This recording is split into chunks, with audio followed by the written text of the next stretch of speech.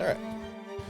Alrighty, looks like we are all set to go here. Hello, and thank you for joining us again for another Super Robot Sundays here on Sound Goblin Gaming, as we resume our playthrough of Super Robot Wars V. Last time around, we launched the Yamato, we got joined by the Crossbone Vanguard, and we found a Mazinger. And a wandering sax player. Yep, I am, as always, Bograt. I am the Krampus. I'm Shiv. And I'm Vincent. We also found a Getter Boy. Yes. Did find a Getter Boy, yes. A singular, lone Getter Boy.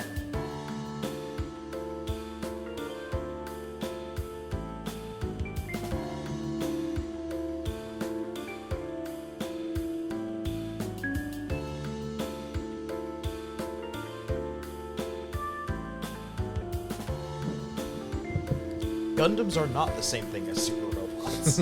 Thank you very much. I mean, it very much depends, but... That's right. It does depend, but main series Gundams are generally not the same thing as super robots. Mostly. I would argue that any universe that doesn't have robots, Gundams are super robots. But I mean, that is fair. Also, I will point out, it is absolutely within UC Gundam that one literally has the power to revert nuclear reactors to their initial state. That's why I said I mean, mostly. the unicorn is a super robot. Yes, Crystal Unicorn is definitely a super robot. The Unicorn is also one in a long chain of robots that include technology that was whispered to people from the dimension of ghosts. Yes. So, yeah, again. While there is definitely that designation of quote-unquote real robots versus super robots, and Short of new type nonsense, Gundam is mostly real robots. Except G Gundam. all the transforming mecha in Zeta have nothing to do with new type nonsense. And they just transform. Whatever. Dumb designs exist. Yeah, I don't think transforming necessarily means super robot, but then again, would you interpret Macross as super robot? I mean, Ish. I mean, here's the thing. The actual definitions of super robot and real robot don't actually mean anything. There's that too, but- If anything, they were actually mostly created by the Super Robot Wars series, usually to differentiate the two different routes through a game. And then, as fans are wont to do, it was picked up by the fandom and started great, long, never-ending forum arguments about what is real robots and what is super robots. Do they always write the word real with quotation marks around it like they should, or no? No, but they are always capitalized. Okay. Oh, so it's not real robots. It's real robots. Or Well- it's an acronym? Okay, what is the real acronym? Well, not like fully capitalized. It's just capital R, Oh, capital R, yeah. and capital S, capital R for super robots. No, I want to see it as full caps with acronym. Yep. Also, hey, Gordon. I should probably pull up chat. Is everyone we've had active chat so far, unusually?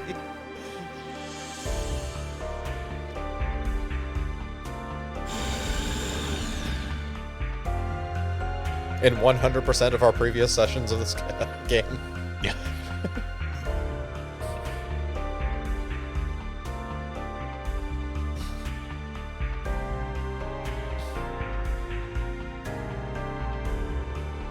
Look, man, all I'm saying is you play anything involving mecha, you're inevitably going to have somebody come out who believes in fucking black history, and I'm going to call them an idiot.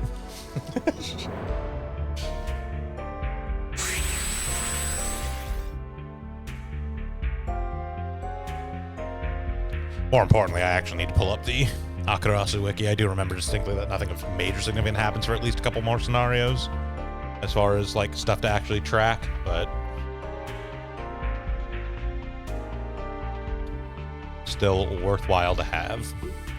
I did not do the whole like calculation thing out yet, again, because we're still quite a few scenarios out from where it matters. Like the first split's not until like 12 or 13 or 14, something like that. Something like that, yeah. How about that shit there?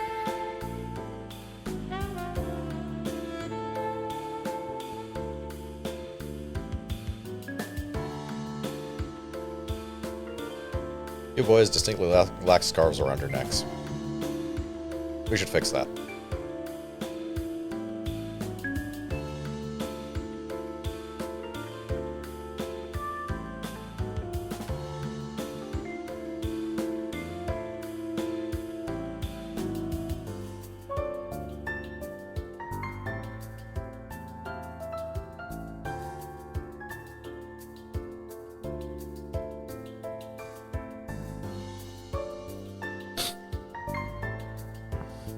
Threw an axe at them.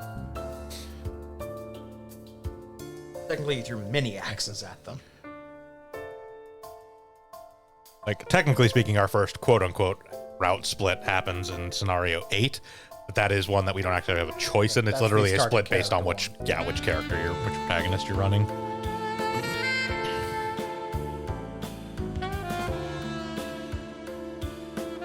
There are a couple points in those ones, though, so it's worthwhile to have this stuff up.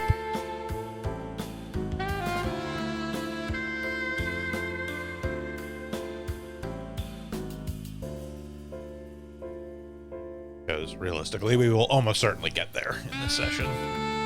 Just because, again, we are still in early scenarios, so we're really only going to get a ton of them in. Not going to be until later that they start taking like 45 minutes each.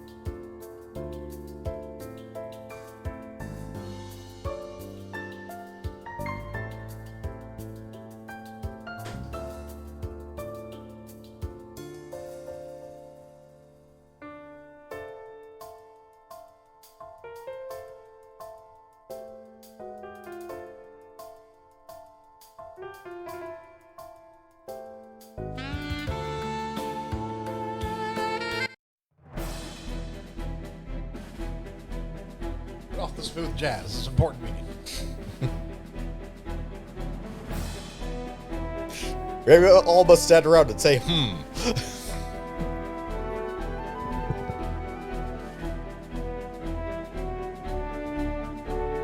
Ludo is once again thinking about being a planet. Let's put a stop to this.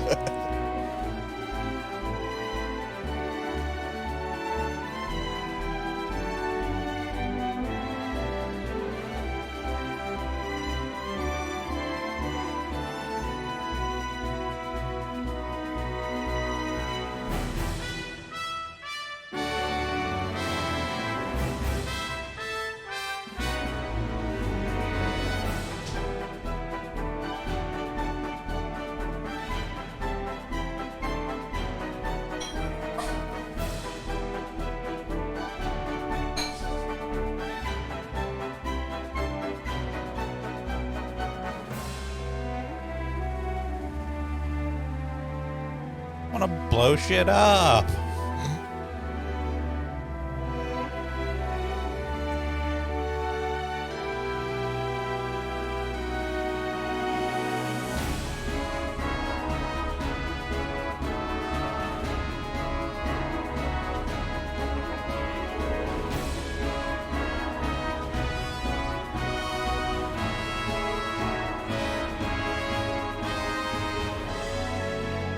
All of you shut up. You're interrupting Grandpa's whiskey time.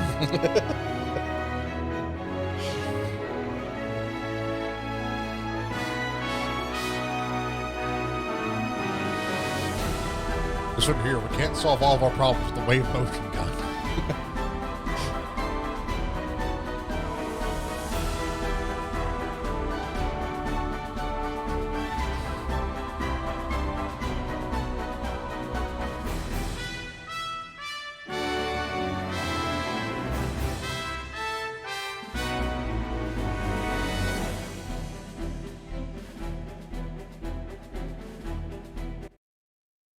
Ah, yes, the Seas of Pluto. Wait, what? Yamato has a thing of referring to space as like the Sea of Stars. Okay, that makes sense.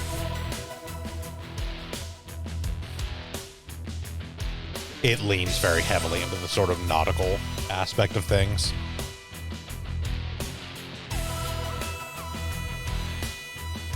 Yeah, I'm just trying to figure out why Patrick Stewart remember the villains.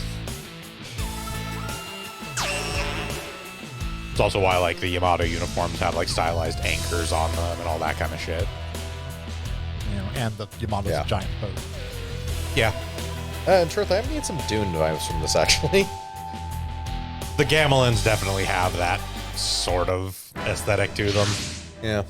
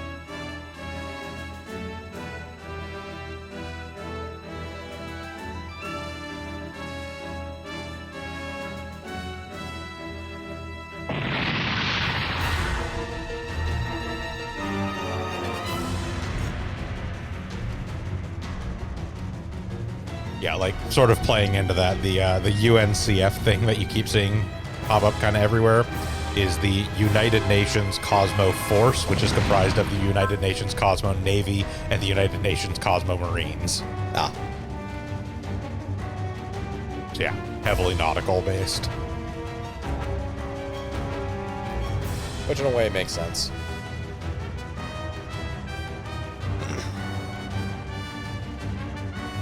Granted, back to the whole theoretically space combat, if anything, should probably look like submarine combat. Yeah.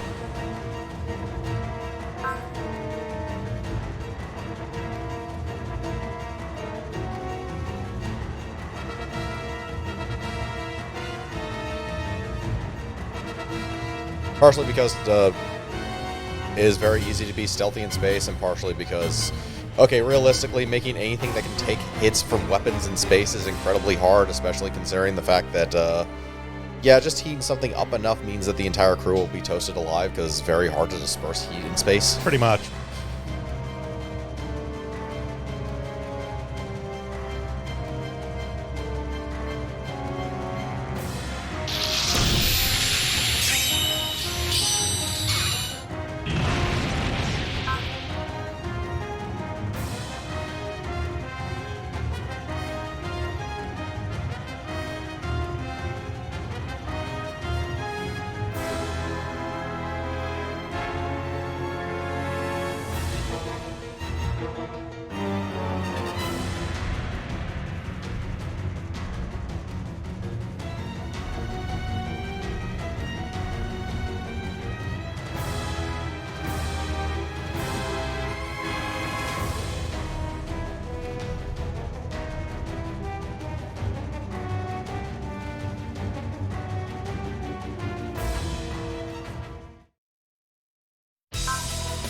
That's ostentatious. That's on par, considering.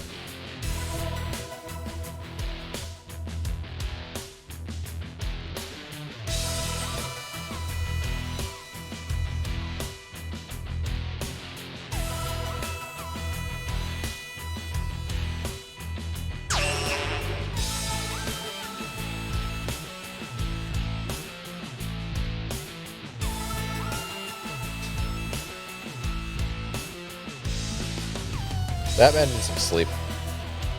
His name is Hiss. I don't care what his name is. Give him a bed. Oprah villain.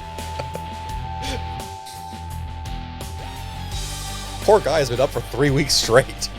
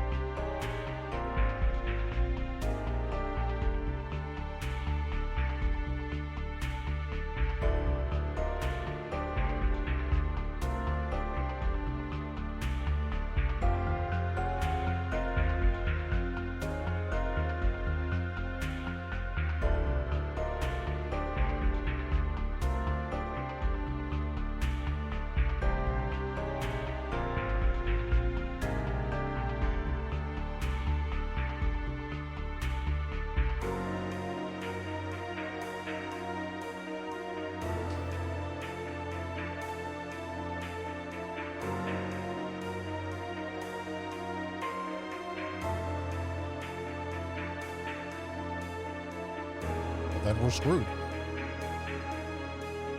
That'll be fine. Have you seen what new mobile suits we have? Also, all those pilots are protagonists. They have plot armor. No, I mean, definitely gonna be fine. It's just kind of like, what happens if they lose? Well, we're fucked. What do you think happens if they lose?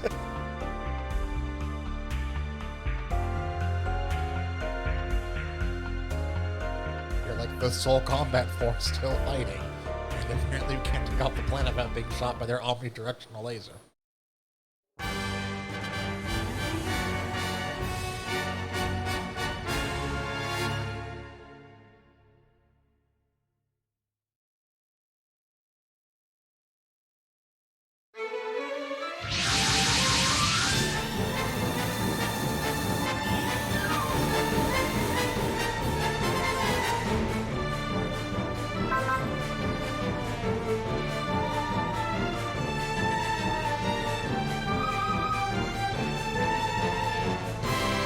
Oh no, they brought the band with them.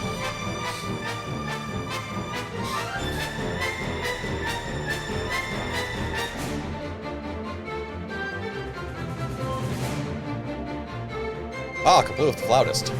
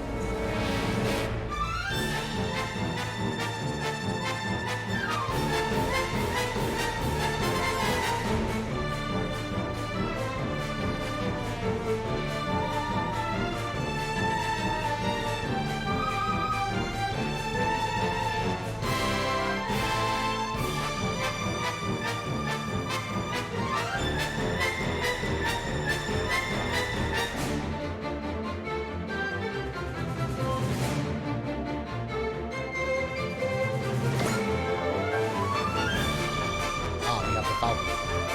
The Cosmo Zero. Yeah.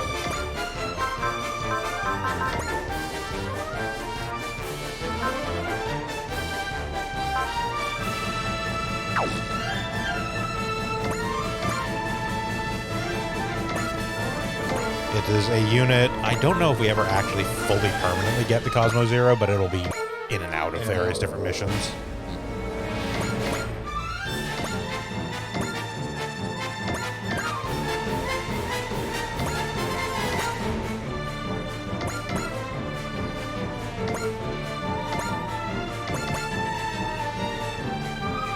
That is a fast giant robot. It has a bunch of upgrades. Yeah.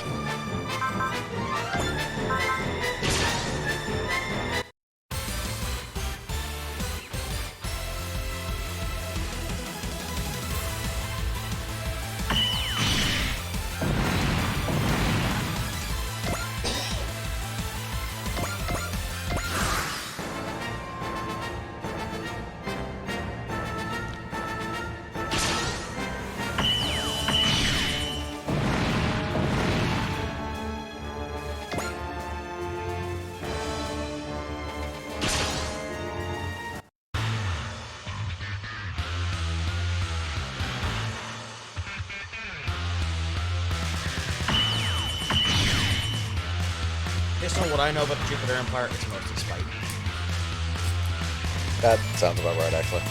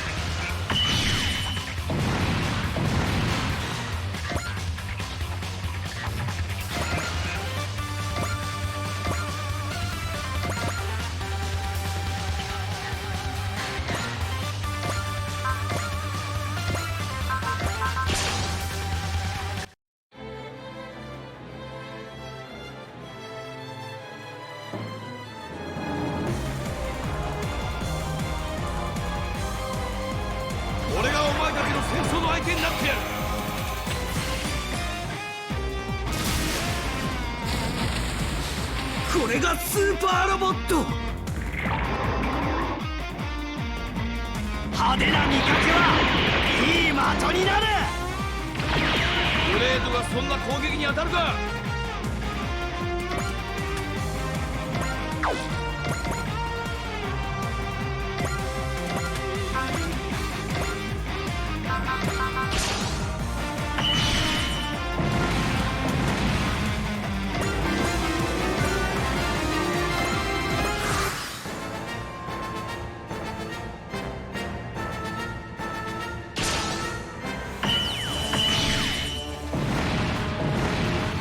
Sir, we can't hit them. It's like they've highly upgraded their suits.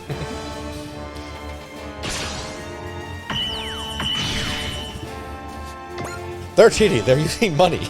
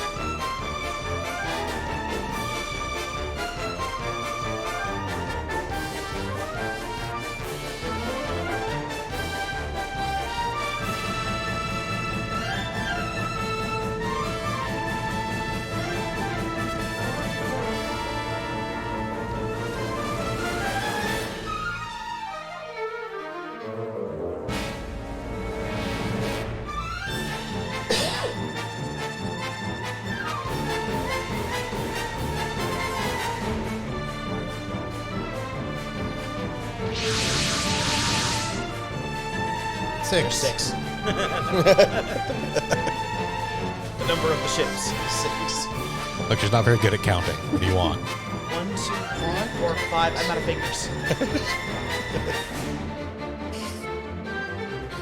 You have another hand. Well, yeah, but that one only has 5 fingers too.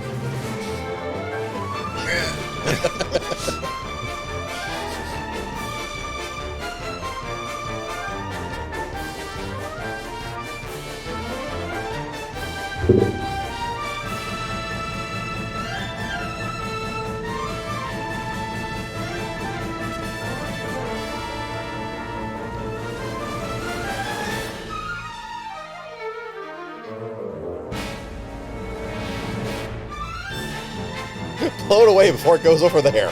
Basically. Schultz, before that, you want to battle this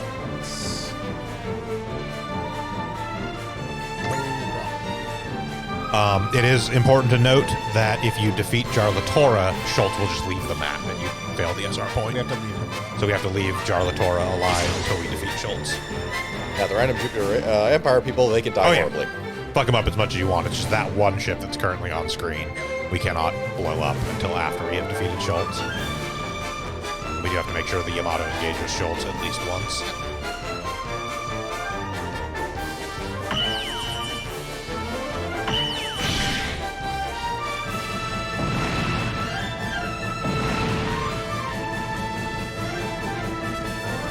Yeah, every once in a while you get these highly specific SR points And then you go right back. The next scenario as a start point is defeat everyone within 5 turns. Sometimes like 3 of them.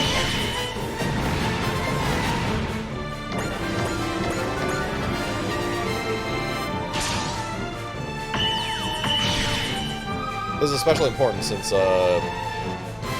enemies in this game seem to be very good at getting themselves killed. Yes, extremely so.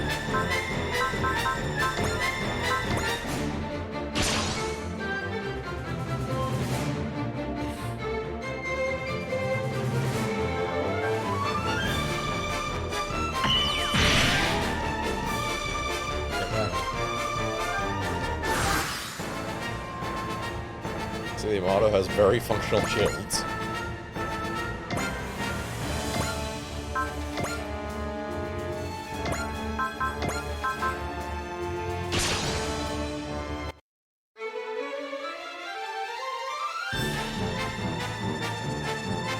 So to fill in, for those that are joining us for the first time here for a Super Robot Wars game that went around for a T, just to explain a little bit here, unlike in G-Gen, where basically every attack is essentially you just have energy and it just costs energy, it might have like a certain morale, you know, limitation too, like you need to reach X morale to actually be able to use it or whatnot.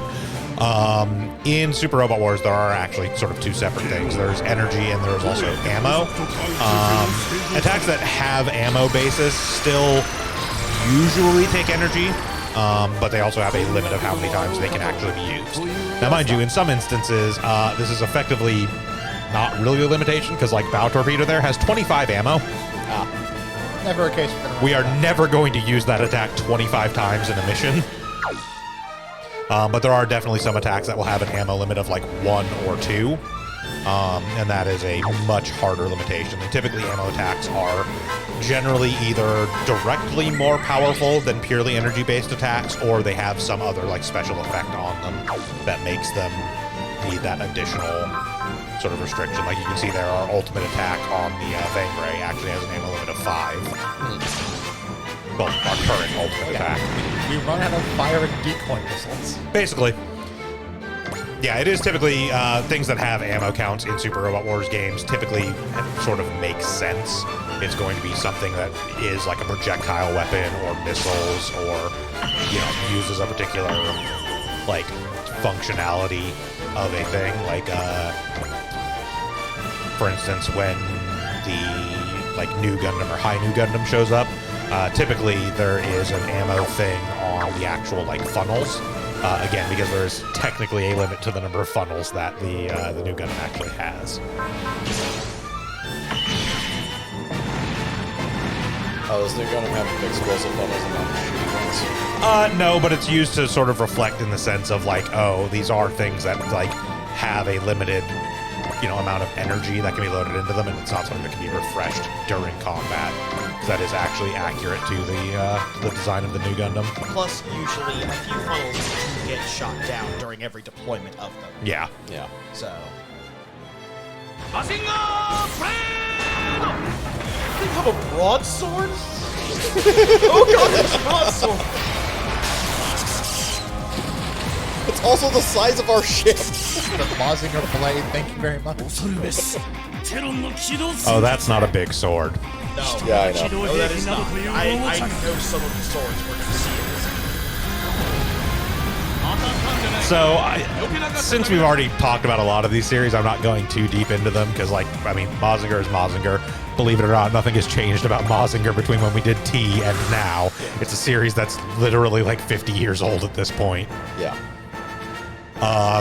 That being said, there are some variants that we have not seen yet.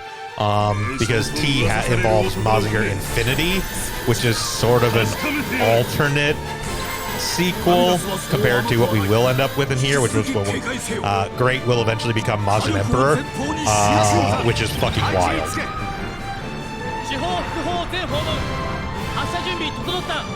So one of the interesting and somewhat difficult things about tracking canon for like older mecha series is they pretty regularly get like reboots or reimaginings in various different forms, and each reboot or reimagining to some extent, except some elements of previous canon, but not all of them. So for instance, it's sort of a coin flip at any given point for a Mazinger series, whether or not Mazinger is made from the literal hand of Zeus.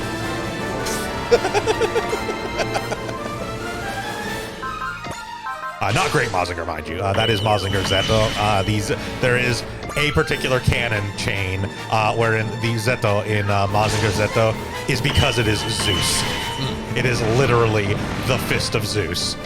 And actually has an ultimate attack where it itself transforms into a giant fist and rocket punches itself into enemies. It transforms into a fist the size of the Mazinger and slams into things.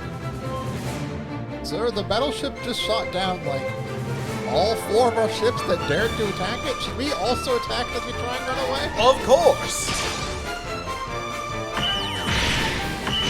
It also has a barrier, so when we hit it, we've done 0 damage. They'll run out of energy eventually. Yeah, like to that note, barriers like that do take energy to activate, but Yamato has so much energy, it's effectively nothing. And that barrier it has, I think only takes like 5 or 10. It does not take a whole hell of a lot.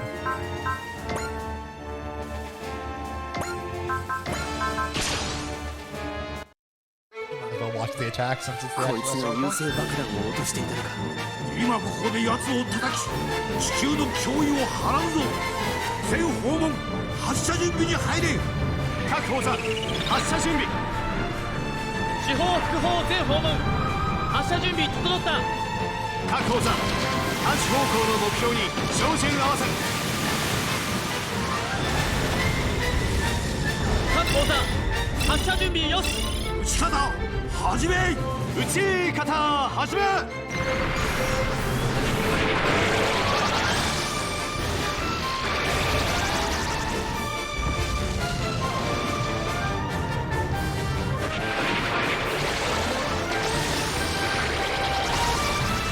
It is also worth noting, and we will kind of get into this more as we hit more of these series, but it is genuinely really funny when you start playing these like Super Robot Wars games and start seeing all of these old like classic mecha series, and then you realize like fully 60 to 70% of them were made by Yoshiyuki Tomino.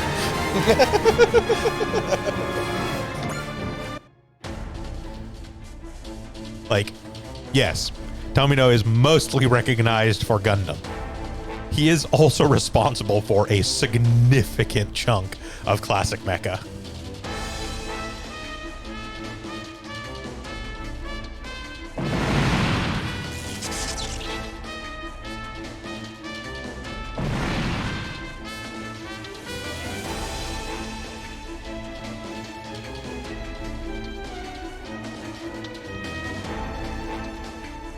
Said full speed ahead, destroy the Yamato, and ran away. Like, quite literally, both of the entries from the quote-unquote Invincible franchise that we get in this game are both Tomino series. Daitarn 3 and Zambot 3 are both Tomino. Alongside, obviously, all of the Gundam stuff, even if Tomino himself was not directly the director of it. You know, obviously, being the originator of Gundam, he has some degree of credit for all of the Gundam stuff that's in here.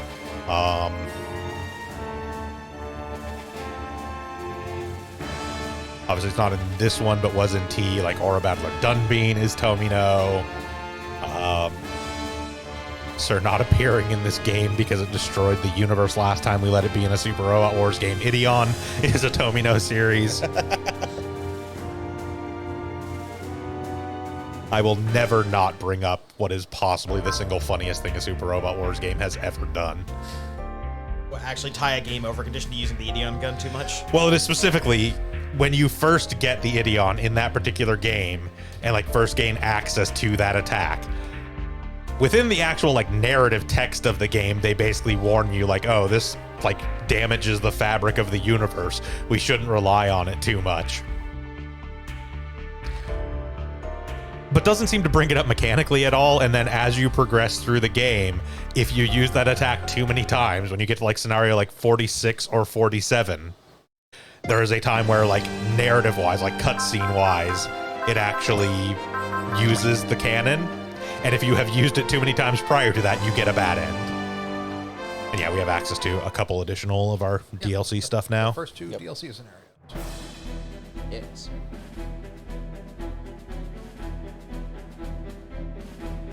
Well, DG. If you're talking about the one that we played previously, Vorton, that is T. And DG cells are just weird in general. That's not even for Super Robot Wars. Yeah. That's just canon to G Gundam, because DG cells do whatever the fuck they feel like at the moment, because the Devil Gundam only has theoretical abilities. Nobody knows what the fuck the Devil Gundam is actually capable It of. has 3 theoretical abilities, some of which are literally seen occurring.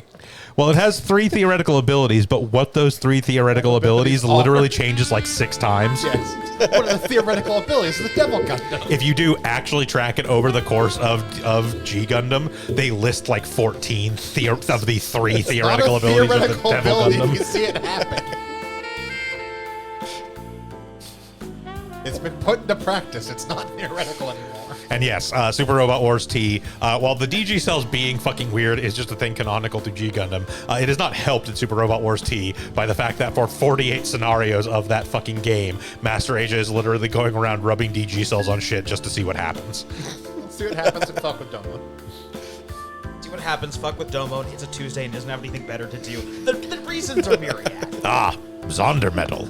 I wonder what'll happen if I rub DG cells on it. This Zonder metal has been exposed to Getter rays. Better have some DG cells on DG it. cells. Yeah, most of T should be up on our YouTube. I think we missed uploading like 1 or 2 sessions total, but I don't think we missed one. something like that. But yeah, it is almost entirely up there. As I mentioned last time around, unfortunately, there's nothing quite as batshit insane in V as there is in T. I feel like in X we get a little bit fucking wilder, though, if I remember correctly with what's in X. I just wish there was good translations for all of Z. Z, yeah. Z is probably where Super Robot Wars went the absolute most off the rails, just as a like sort of contained thing, because like I said, they sort of go in series, like they typically are referred to as, you know, trilogies or whatnot, but like VXT, for instance, is considered the quote-unquote VXT trilogy, even though the games themselves are not actually following a single storyline.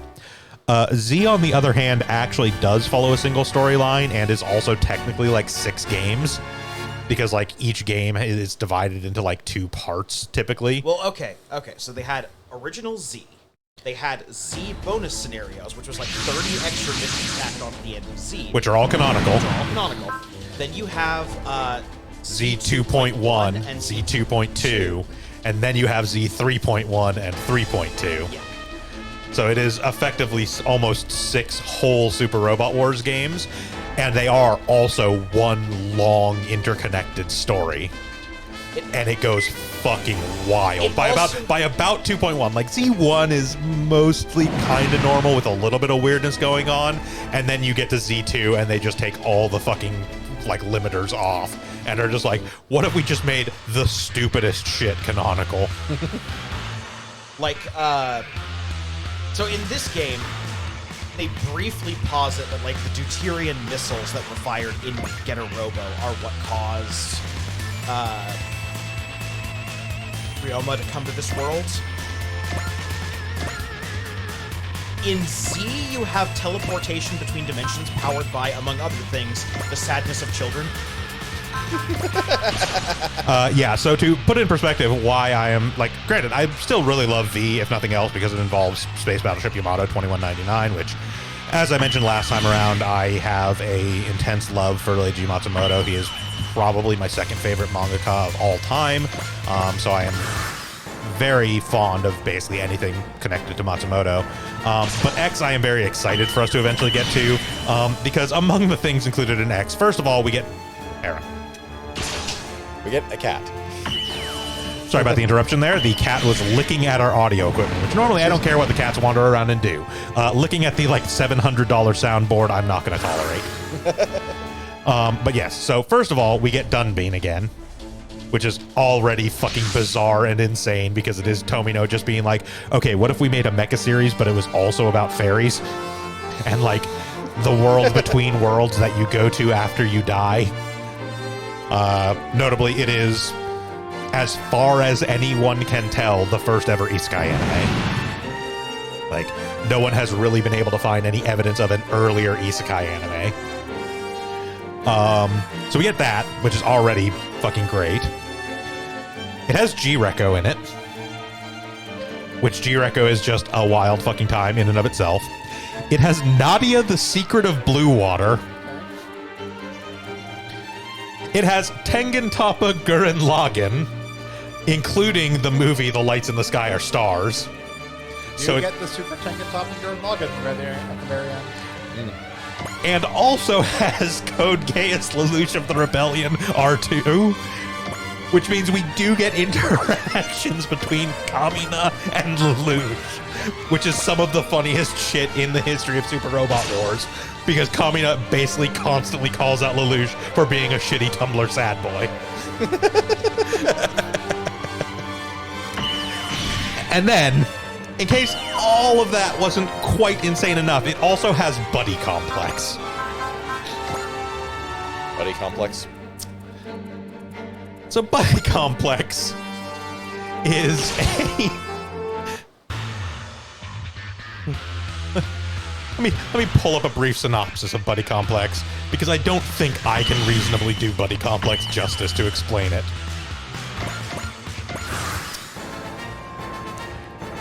Buddy Complex revolves around the main character, Aoba Watase, an ordinary high school boy. He lived an average, everyday life, commuting to high school in the city.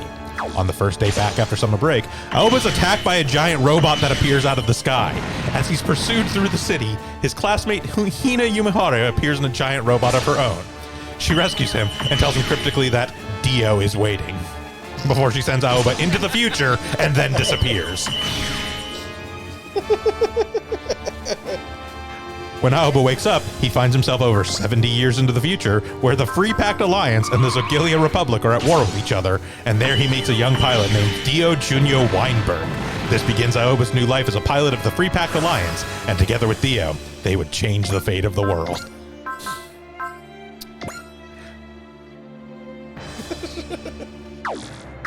So walking home from school and then suddenly fell into a completely different anime.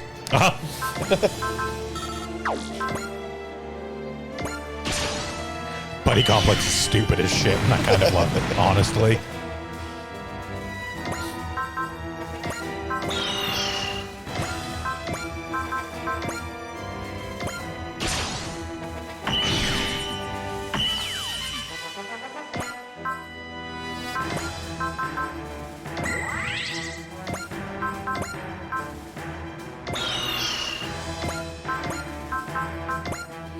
But yeah, so X is going to be a wild fucking time. Plus, we have a bird. A bird, you say? Yeah.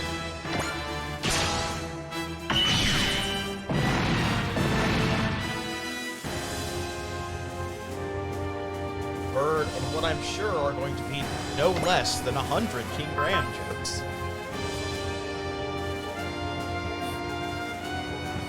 Spiro's not an owl. If I recall correctly, he does wear a little like, coat. He does have He does wear a little coat, yes. Yes. Also a fucking creep. I will say it is the one disappointing thing of the Harlock stuff they included in T is that it was based on Endless Odyssey SSX, which means that by the time of that stuff for Harlock, Toshiro was already dead, which means we didn't get him and his fucking weird, fucked up vulture companion.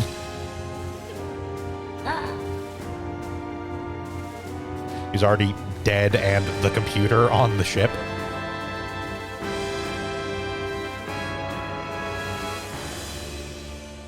But yes, V will be honestly fairly normal the whole way throughout.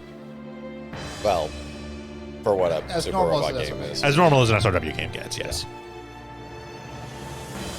But like, there are no insanely wild storylines that are going to be dragged into V. Essentially, Nathan Explosion isn't the president of Earth.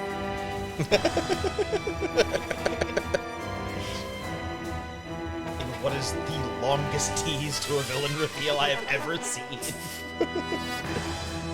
it is quite literally. Because Vince, I don't know if you are as familiar with our playthrough of T.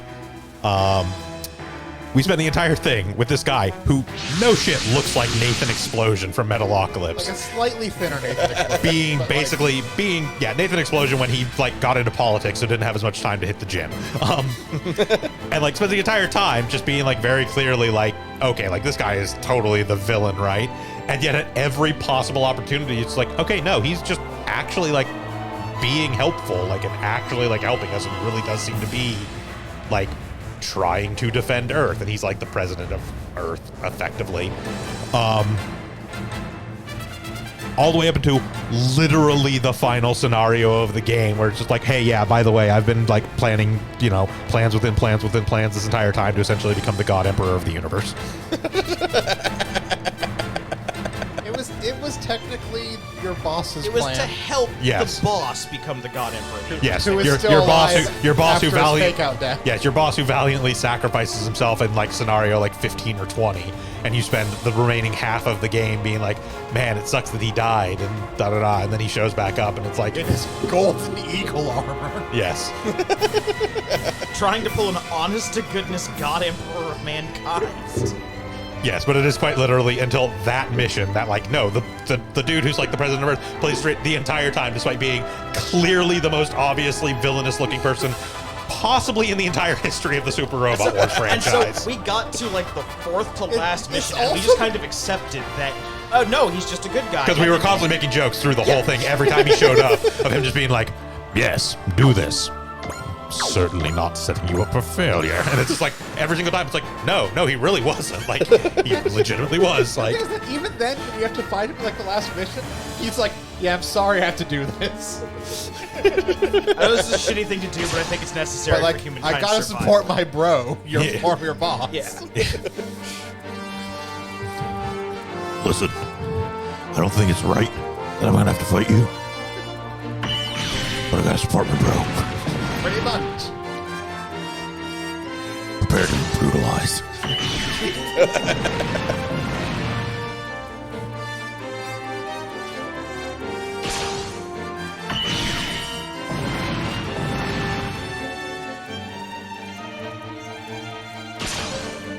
yeah, as I was mentioning last time, I think genuinely just about the wildest stuff we actually have in this game are like, well, okay, you've got Zambot 3 and Daitarn 3, which are going to be a little bit wild just from being like 70s mecha anime, because that's just a thing. 70s mecha anime is nuts. And like, while we do almost always have like Getter Robo and Mazinger, the stuff we've seen so far is almost always based on the more modern sort of retakes of them, so they don't have quite the same feel as the actual classic 70s animes, whereas like Daitarn 3 and Zambot 3 have never gotten rebooted or remade, and God knows they shouldn't. They are extremely of their time and just wouldn't feel right getting any sort of remake. But yeah, we've got those, and then like Full Metal Panic is honestly about as out there as any of the shit in this game gets. Other than maybe Cross Ange, but Cross Ange is stupid and not in a fun way.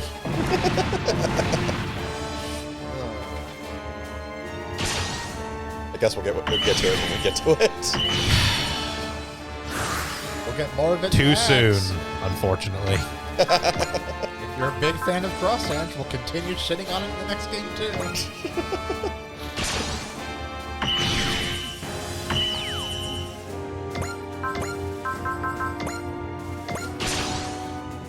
I think my biggest issue with Cross Ange, if I'm being totally honest, it is absolutely an anime that from its or series in general, from its conception, was designed to be style over substance, except its style sucks ass too.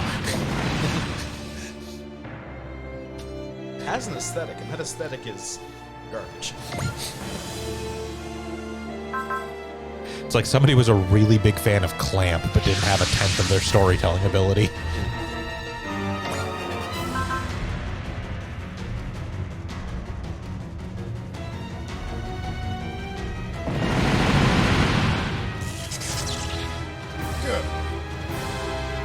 Oh no, cutscene weaponry. It's far more effective. I mean, we do also technically get the Evangelion movies in this one. The newer stuff, the 1.0, 2.0, 3.0. But even those are wild in their own particular Evangelion way, which is just like somebody took a philosophy 101 class and decided, wouldn't it be weird if?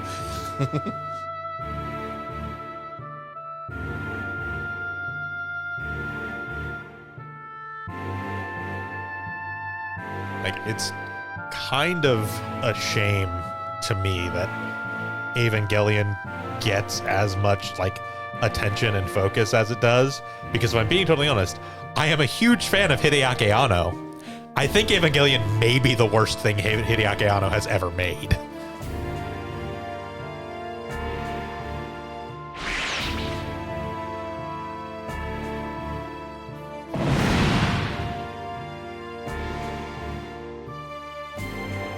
Like, genuinely, if you actually look at like the stuff he's responsible for, so like, I mean, granted, early stuff where he was not like fully in charge, but like he worked on the original Macross. Like, he was one of the animators on SDF Macross, which already like huge, right?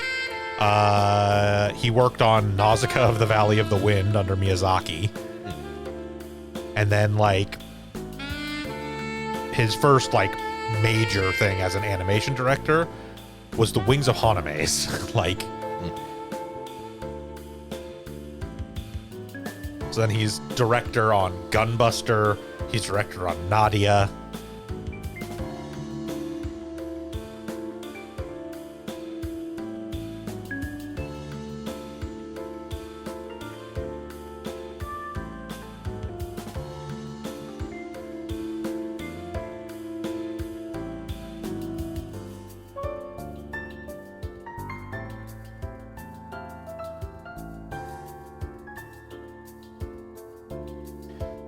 Karekano, quite good.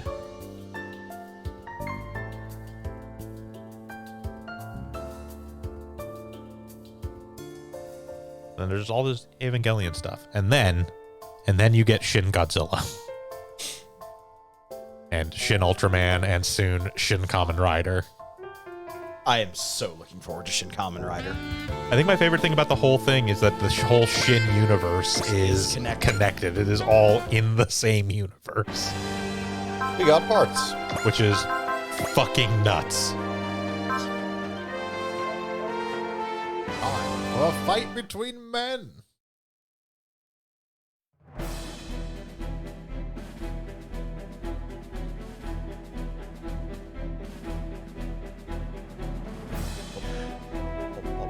Actually, Vorton, it is commonly referred to as the Annoverse in like respect to Hideaki Anno. Yeah. That is usually what people refer to. They combine like the Shin movies as is the Annoverse.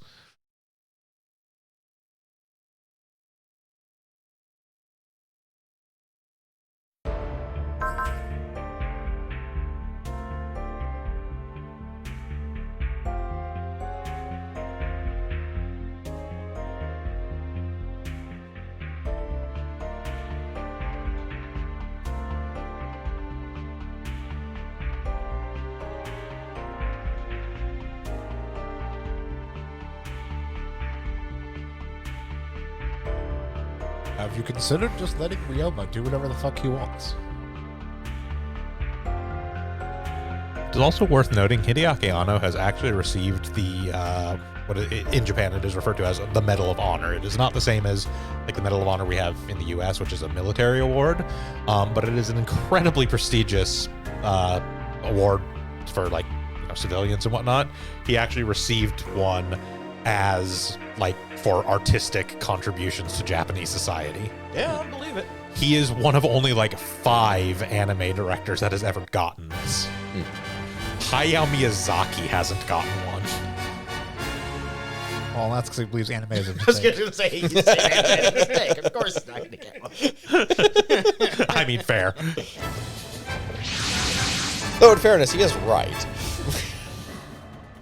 So to clarify, Vorton, just in case you were curious about Shin Kamen Rider, Shin Kamen Rider, the Hideaki series, is actually a reimagining of the original Kamen Rider.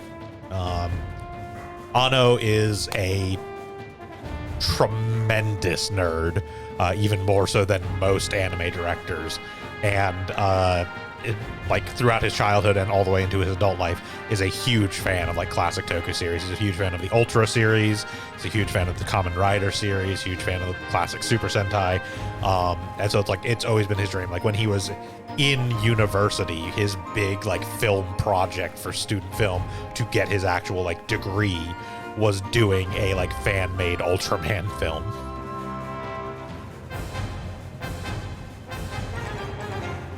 But so yeah, he's doing Shin Kamen Rider, which is the like effectively second or third, depending upon how you classify it, reimagining of the classic Kamen Rider.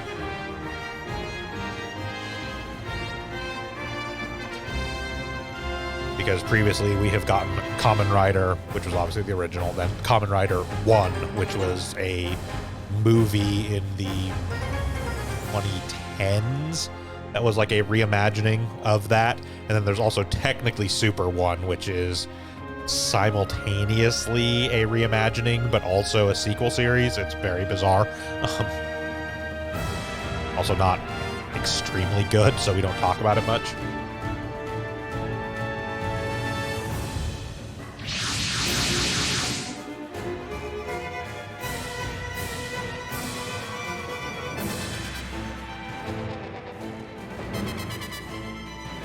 That's the monster we encountered at Salad. It's enchiladas. Sorry, that's the monster we encountered at Enchiladas. You know what? Just go with it.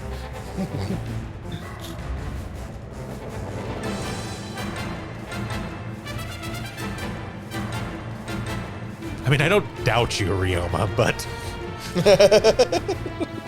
Nothing we can do, sir. He's going to fight.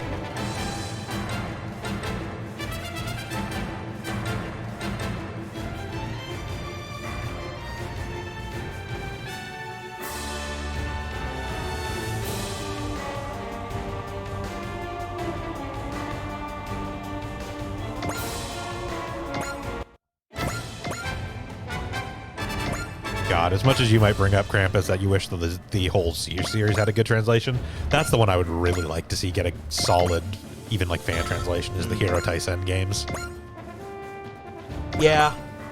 I would also like the Hero Taisen games to get a translation. Hero Tyson. So those are basically SRW games, but they're all Toku rather than Mecha. So Okay. it's like all the Kamen Riders, the Ultras, the Super Sentais. They do That include would actually Gundam, but the kinda Gundams are also... They're robots, not Mecha, Yeah. in those games. And not all of them include Gundam. Yes, Like not Gun- all of them include Gundam. Gundam is in some of them, but not all.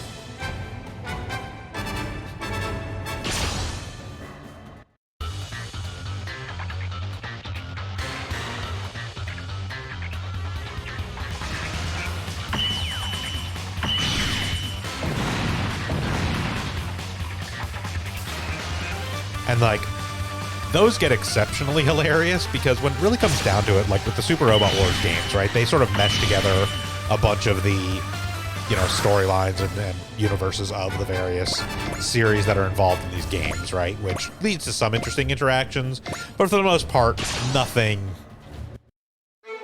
like a lot of mecha series have the scope or scale of the conflict involved is not necessarily that huge. Like, yes, it might be a war, but like, for instance, like the Zeon Federation War is not an like apocalypse level event.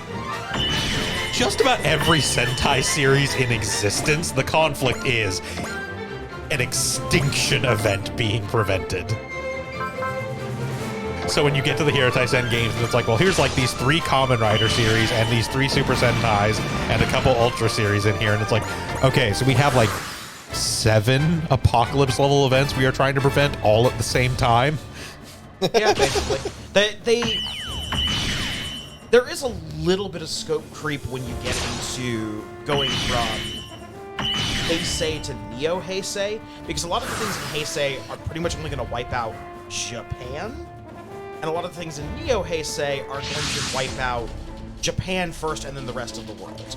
Or the world.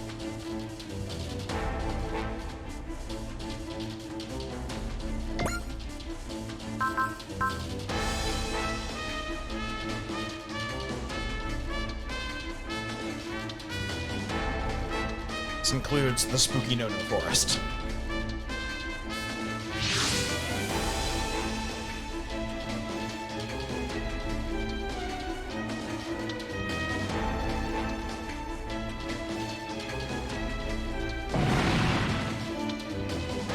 Are you trying to count up things that destroy the world in Kamen Rider? Specifically in Heisei. Or specifically in Heisei? Yeah, like Heisei, non-Neo Heisei. Because, Ryuki, not Ryuki,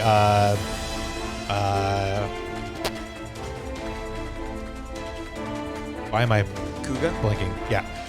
Kuga and Agito are both humanity extinction level. Blade is absolutely humanity extinction level. Okay, yeah. Like, that's explicitly what's about to Yeah. happen at the end of Blade, and why they have to, like, be like, we will never encounter each other again, put the Joker back.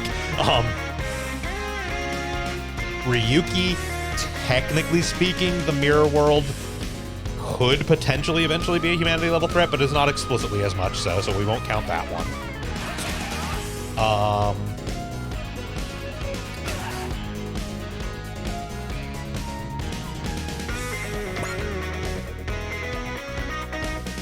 The series, which shall not be named because it's boring as shit, is technically a humanity extinction event. Yes, The worm do want worms to do replace want to humanity. replace So no, actually, most of, like, Heisei 1 is also humanity extinction events.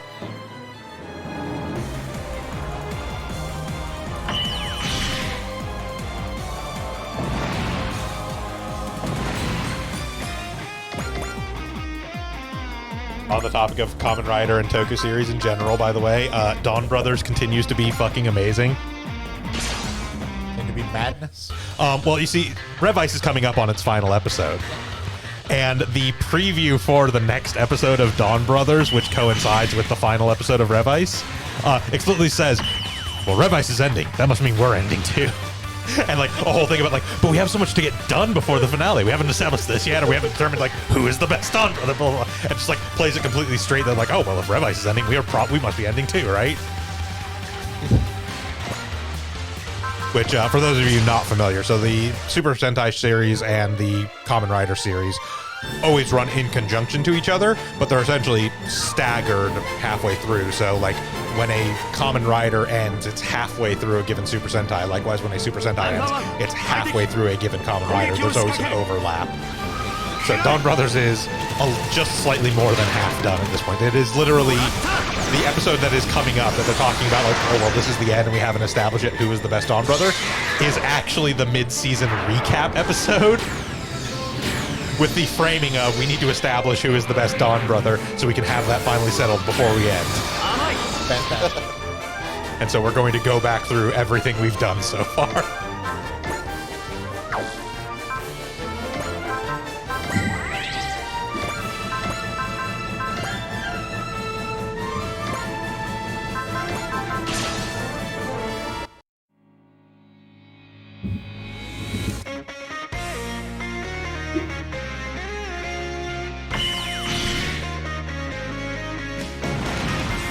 I could beat everyone up except my own feelings. Like, again, I have not actually watched any of Dawn Brothers yet because I have gotten to the point where I don't try to watch these series before they are fully done, just so I can, like, completely binge watch them. But every single thing that comes out about Dawn Brothers is just like, this is absolutely the most utterly batshit insane, possibly a tokusatsu show has ever been. Because, like, even something like unofficial Sentai Akiba Rangers does it very tongue-in-cheek and doesn't play it straight-faced at all, whereas Dawn Brothers is as fucking insane as Akiba Ranger, but plays it completely straight because they are an official Sentai team. Like, no, this is your Super Sentai. This is Avatar Sentai Dawn Brothers. This is your Yellow Ranger, a high school girl and disgraced manga artist. Here's horrible CG monster character. Dawn Pink is fine. Thank you very much. Horrible CG monster character.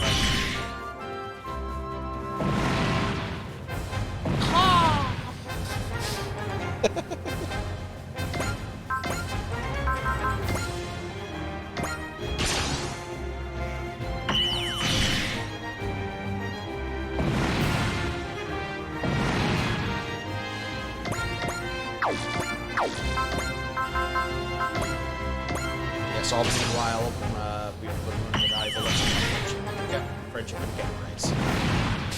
Something like that. Mostly get a race. Mostly get race. Mostly, Ryoma was only really angry because he didn't want his friends to get hurt in 1 minute. Excuse me, to try and beat up my feelings. Ow. Ow. Ow.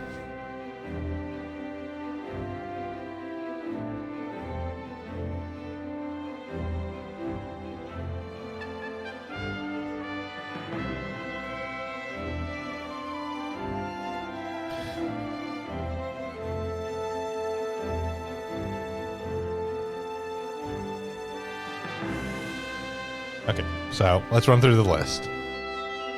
Kuga and Agito, as we've established. Well, okay. Actually, I do take that back about Kuga. Kuga probably wouldn't have been an extinction level threat because they were just doing the hunts. It was a game to them. Agito absolutely was an extinction level threat by the end of it because they just determined that like humanity was too much of a risk if they're going to develop Agito, so let's just get rid of them. Yeah, I always forget about Agito because it's kind of a weird swerve into God and the devil. Yeah. Something like that. Ryuki, again, like I said, we're not technically counting because the Mirror World could potentially have eventually bled over and overtaken the whole real world, but that wasn't something that was explicitly happening by the end of it. Yeah. So that passes. Faiz, I genuinely don't even remember what the actual But aim of the villains in Faiz was. The Orphanox were trying to fight humanity because they were afraid of getting wiped out by humanity, that they couldn't coexist. Yeah. And they were losing by the time the Midway series rolls around. Yeah, that's what I was like. The Orphanox didn't necessarily want to eliminate humanity. They just wanted to survive for themselves, and they believed the only way to do that was to wipe out humanity. So I don't know if I really count that. Yeah, I also don't know if they had the capacity to, even No. if they would potentially win. No, even if it was their goal, it was not a viable threat. So we're not going to count that one.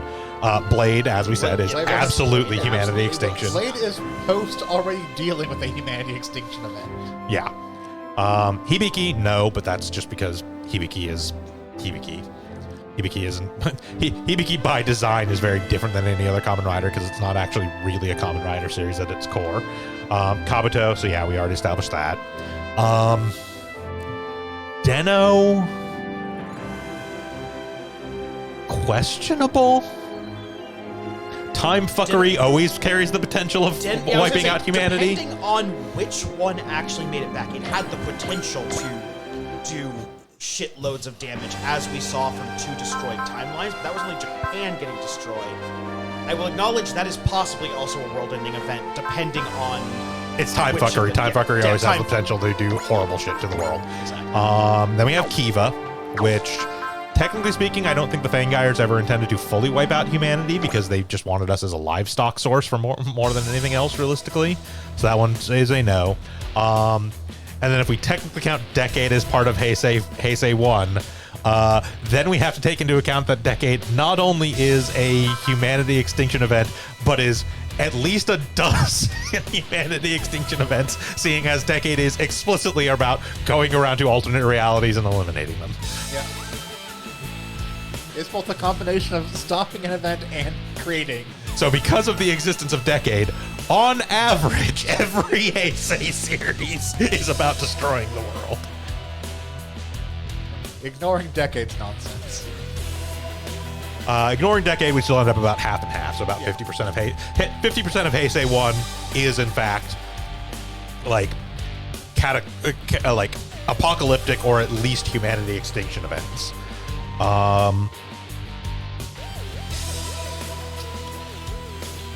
Let's see. Let me go through Heisei 2 here real quick. Why do I feel like they just painted their faces blue?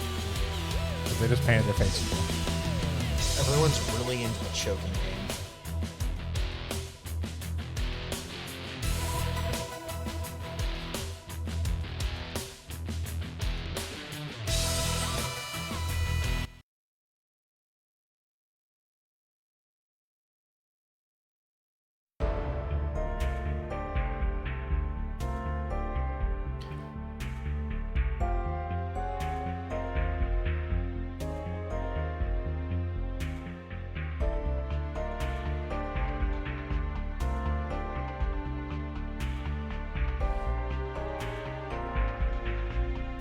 Okay, so Krampus, I need input on this one. Okay.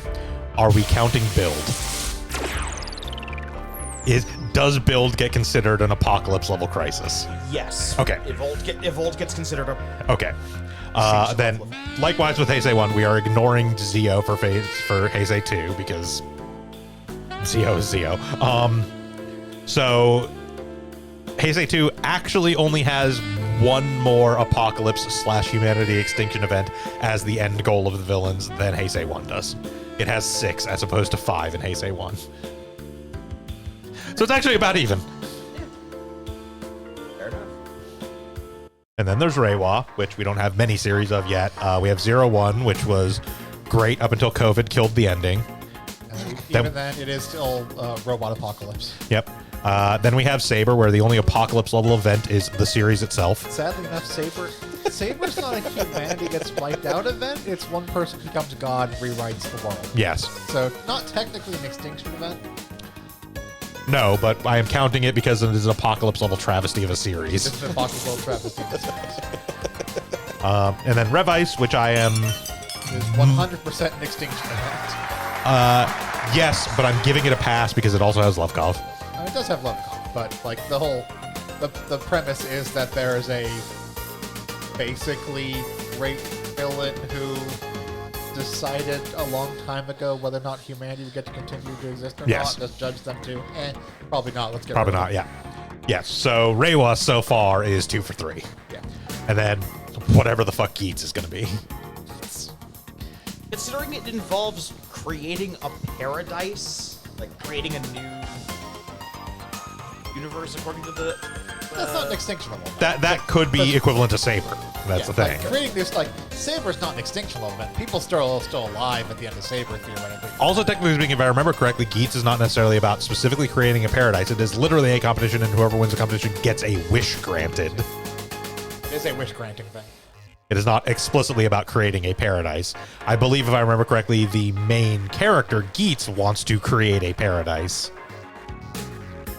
That being said, it is also heavily focused around, themed around mythological Japanese creatures, which is going to be a very interesting take to begin with. I'm very interested to see how the designs for Geats play out. Kitsune Man. Well, yeah, you have like a Kitsune, Kitsune with a fucking gun. you have a Tanuki.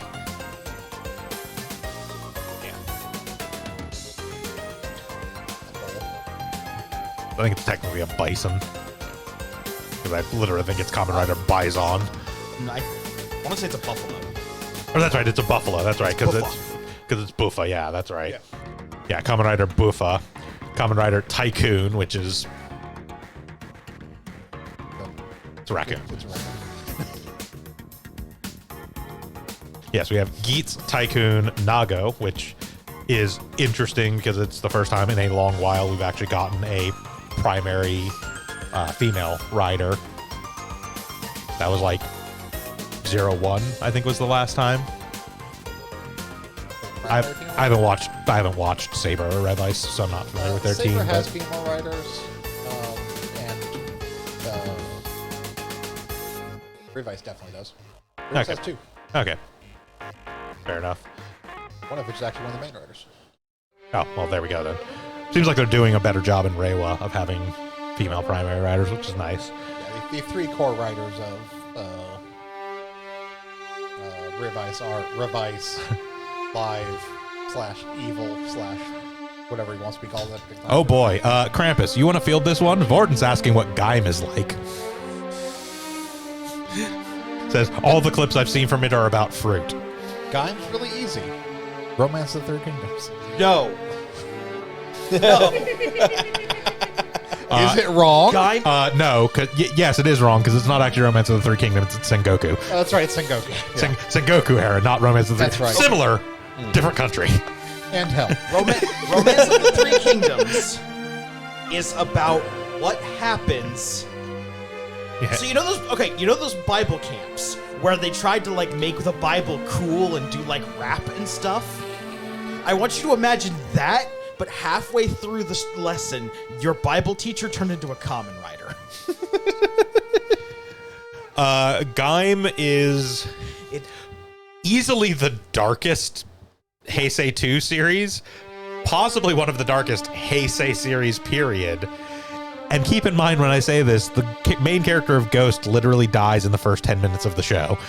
Ghost is lighthearted and happy and a fun time all Ghost, the way through. yeah, Ghost is lighthearted Gaim- and fun despite the main character dying 10 minutes into the show.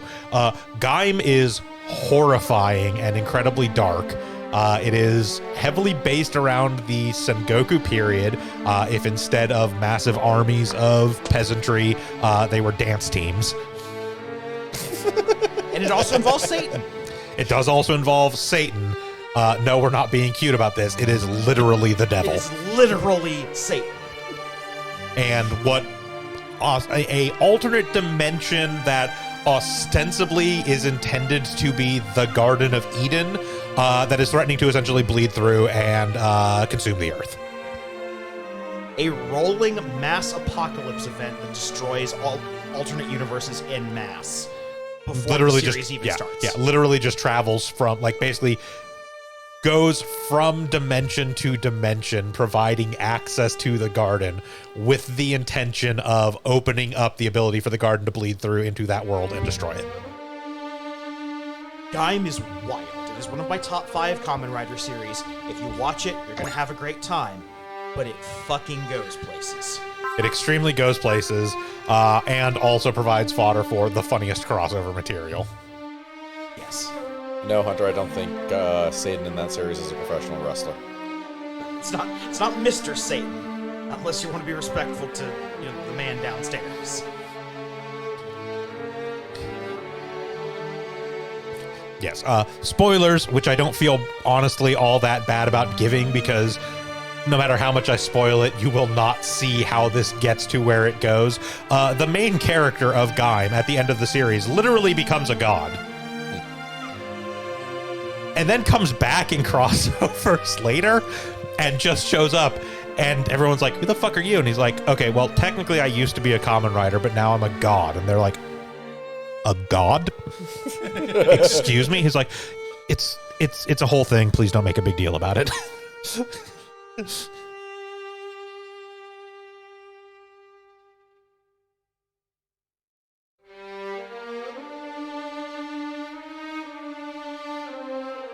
Anyways, stuff is happening over here. Yes, stuff is happening. They're getting prepared for crossing the galaxy line where they can no longer get communications to Earth. So Yes. they're making a big celebration out.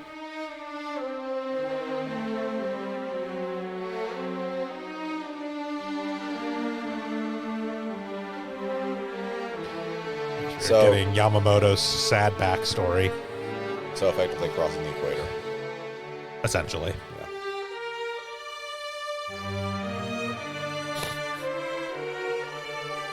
Yamano's that backstory, the fact that all Totosei's family is dead. Fun stuff. Welcome aboard the Yamato, alternatively known as the SS Dead Brothers.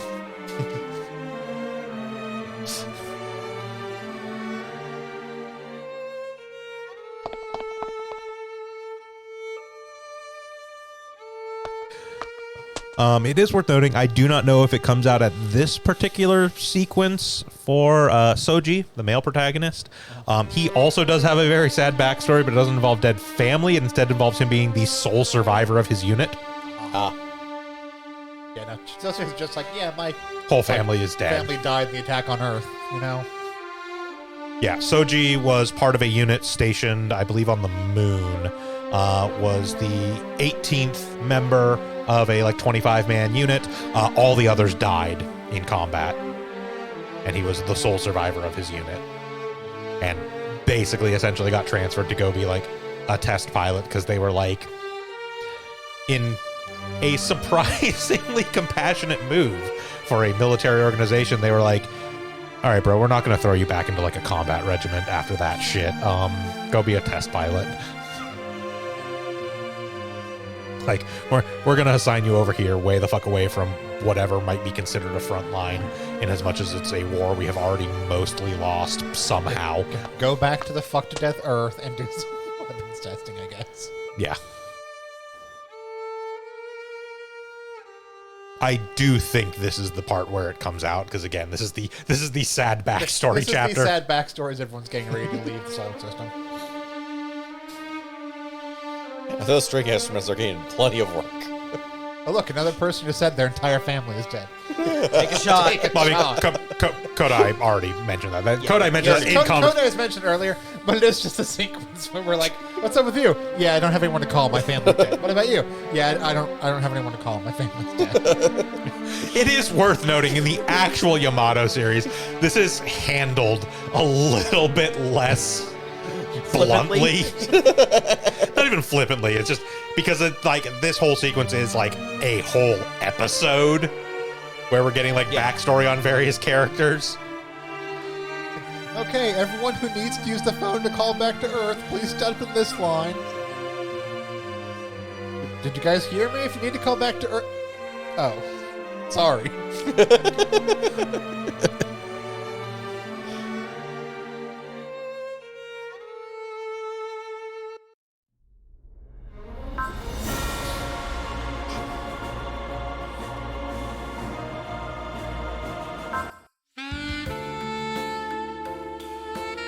I mean, that being said, I will say, to their credit, if you are intending to crew a ship to go on, sort of a last-ditch, what very well may be a suicide mission with experimental technology to assault the, home planet of the enemy force that has basically all but crushed humanity and destroyed Earth, it's probably not a bad idea to crew it entirely with people that, don't have anyone to lose if they, Hey, fuck up. that's actually something accurate for once. Mm.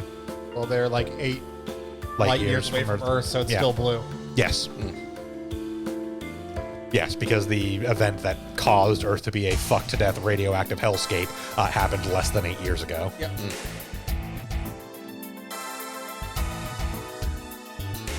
Scientifically accurate shot of Earth. No. It's a young girl I keep chained up in my basement. Levy? No. Not like that. That's a fucking Not pervert. inside of a tube, chained up in the basement. I just make her wash my laundry. Couldn't you just, hire someone to do that? Yes, but I'm evil.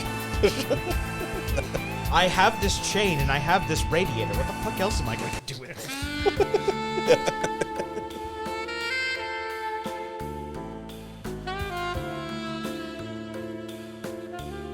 Oh, for fuck's sake, get in your fucking lane! Apologies, Nimi. Fucking assholes don't know how to play League.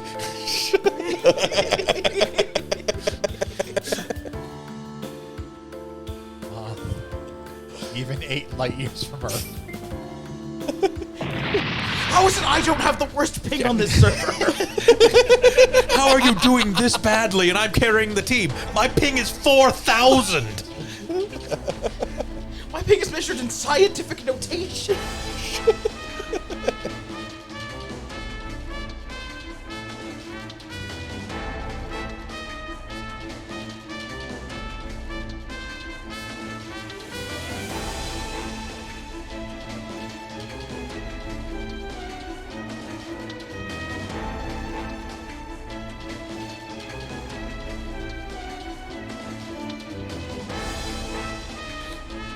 Steve Horton, you just said a whole lot of words and literally none of them mean anything to me. I crack a joke. I have literally never in my life played League of Legends.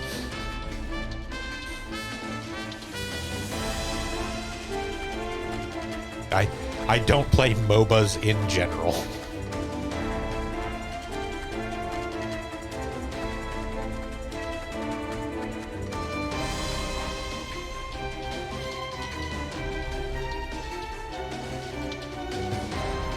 The only MOBA I was ever even remotely interested in was one that died out very quickly, and I was not interested in for the gameplay, but more the stupid stuff that could end up in said game.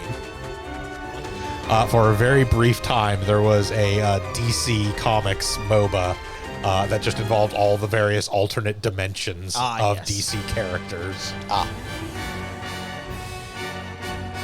And had incredibly wild shit like high school gymnast Robin and like vampire Terry McGinnis.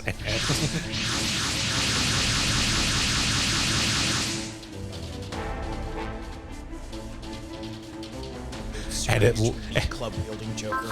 and it lasted like 2 months, It never got out of early access. basically. They put it into beta. They had a player test of about player base of about 100 people, and they were just like, "Yeah, this ain't gonna do much."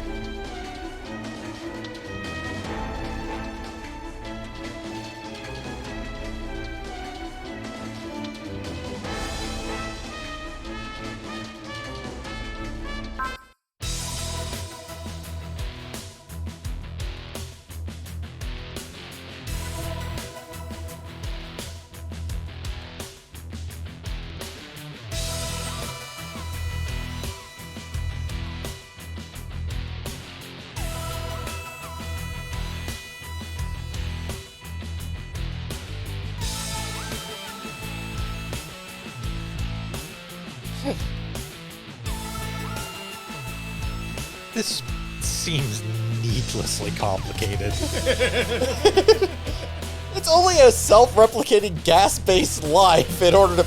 I lost the halfway through what the fuck they're trying to do, actually.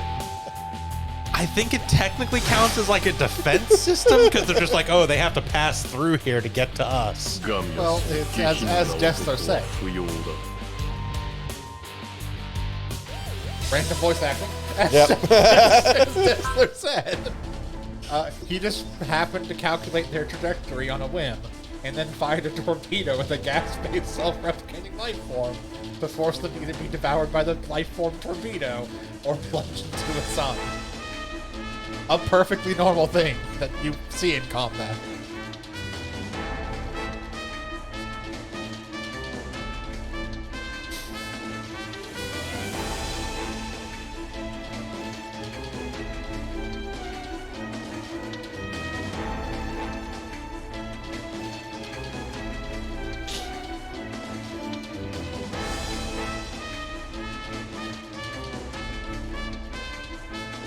I'm not. Can we not plunge into a star, please? Sounds like your faith to the Fuhrer, I mean leader, is very lacking.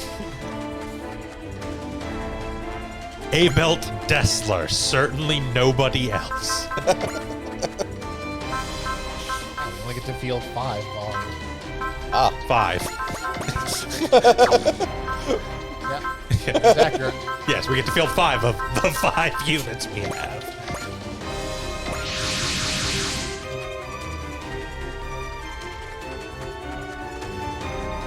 If technically speaking, if we had the pre-order DLC, We would be able to field also 6.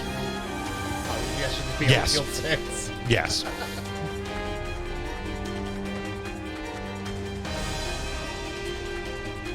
Or 7, rather, because it's the Huckabee and the Krungust we would have at this point. Yeah, no, that is not a hard limit to the scenario. That is a limit because we only have that many units. And also regions. Yes, it is worth noting. It is technically possible to fail this SR point by defeating Schultz before everything else is dead. We're going to defeat Schultz last. Yes.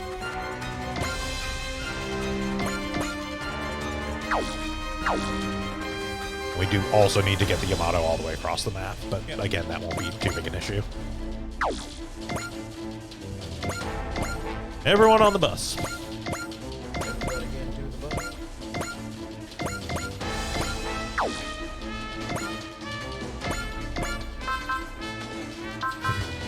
Yes, except the Vangray, which is way faster than the Yamato. Yes, that's the Yango, which is very fast.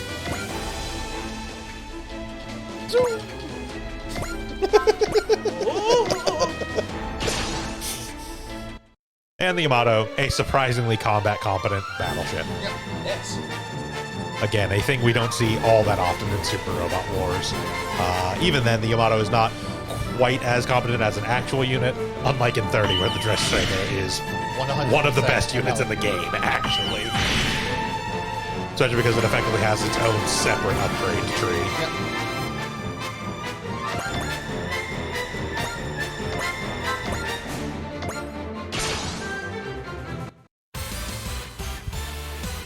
Do we really have time for this? Only in combat. She doesn't talk to us outside of combat.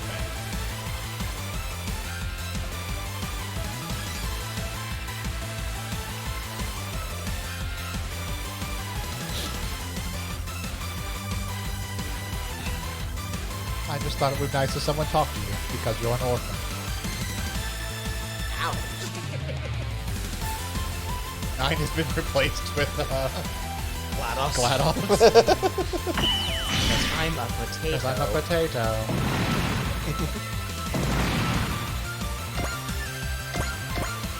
Well, that explains the gas. We are about to burn their house down with the lemons. So.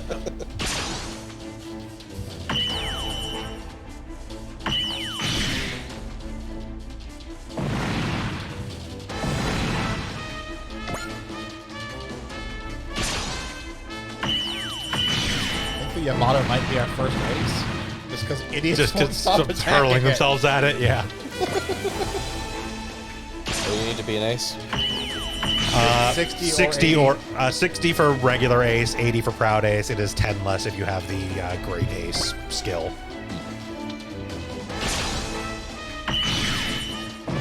That being said, if I recall correctly, Okito's ace bonus is not bad.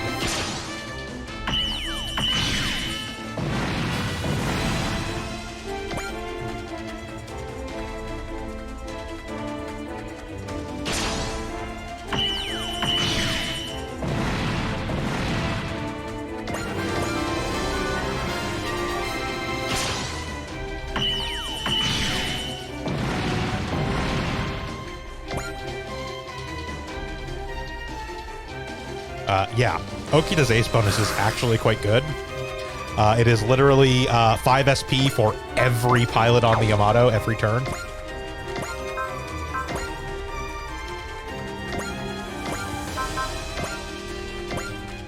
And technically speaking, I think... I don't know, actually. Let me take a look for you.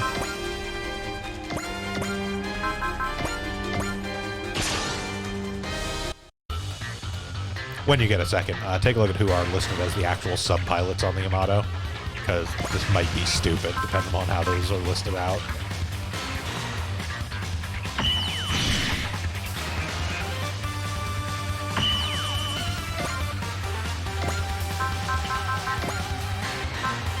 It's not a Kodai issue.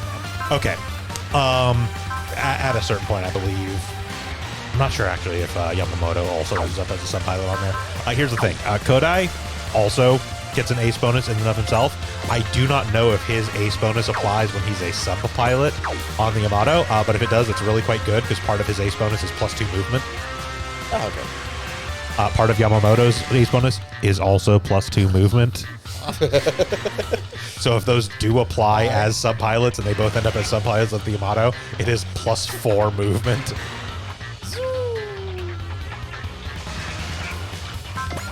I'm just not 100% sure if they apply when they are sub-pilots or not. There's also another character that... So, there's another character that we haven't actually seen yet. That all three of them have the same ace bonus. It is increased movement by 2, final evasion by 30%. And 30 evade? Yes, and it's 30 final evade, not even like pre-calculation evade, which is busted as shit.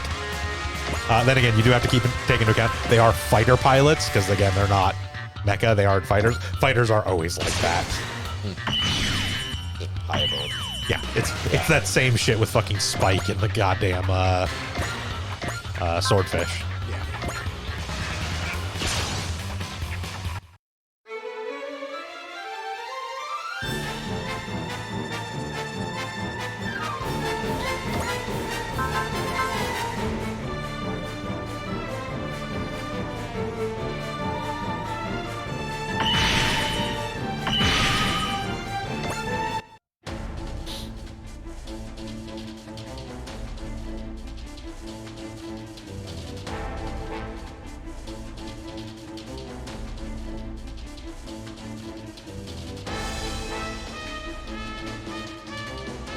It's just my heart. I don't even need that.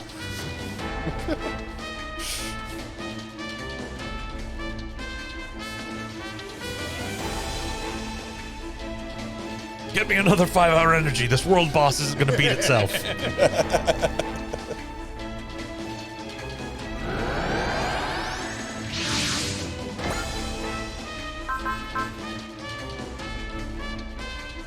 Gundams.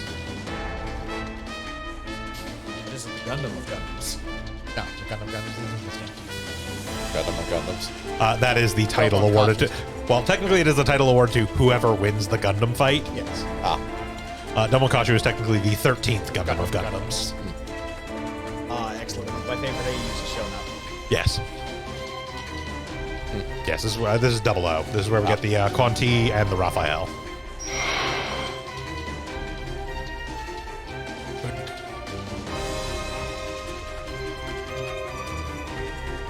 I am unreasonably familiar with the Quan Ti. Technically a Quan Ti full saber. Yeah. A variant of the Quan Ti. Yes.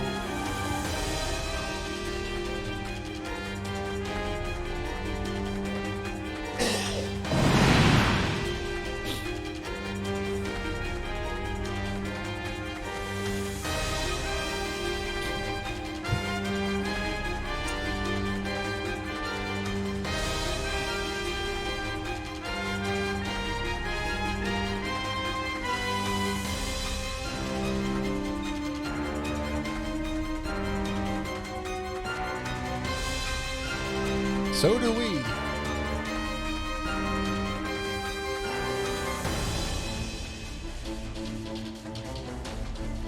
Tell them to shoot the green things.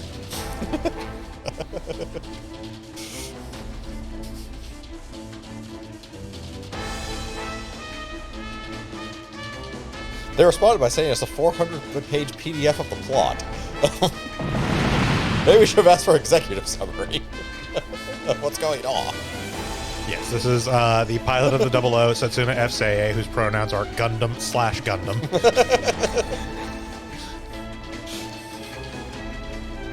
From God of what little of Double O I've Trust them? actually... They're Gundams. All right, I asked the wrong person that question. Got it.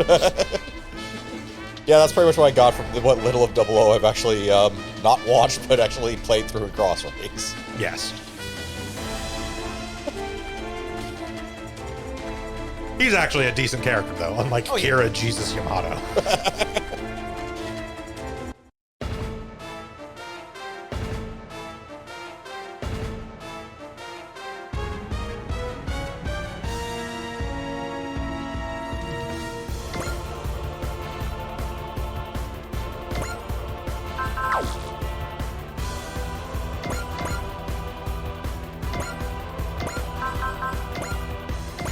Backpack attack, go! Okay, Raphael, that angel. Got it. Yes. So I built every unit from Double O and played none of the plot. It's like, okay, there's definitely an angel theme going on here. Well, yes, their organization is called Celestial Being. Yeah. It's just a very weird way to engage with a series. And yes, the Raphael Gundam, which wears another Gundam as a hat. 極意を伝える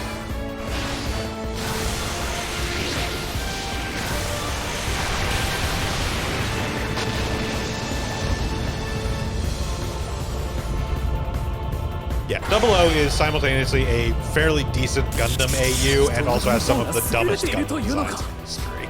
It does, but some of my favorite designs also come from it. You kind of have to take a bad. 避けられなくても問題はない You hit, but it did nothing.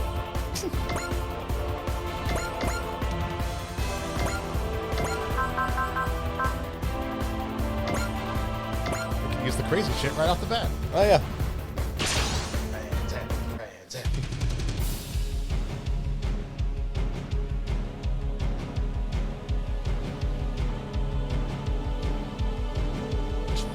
Brackets in that name. トランダムで行くぞ All of Sexual's Gundam are swords. Yes. Yes. And more sword. Teleport? I feel like this thing is made of pure concentrated nonsense. Oh, it absolutely is. Double O Gundam goes bonkers directions with its technology. I mean, quite literally, the Trans Am system, even more so than, like, say, Minovsky particles in UC Gundam, the Trans Am system is literally, we turned off physics so we don't have to explain shit.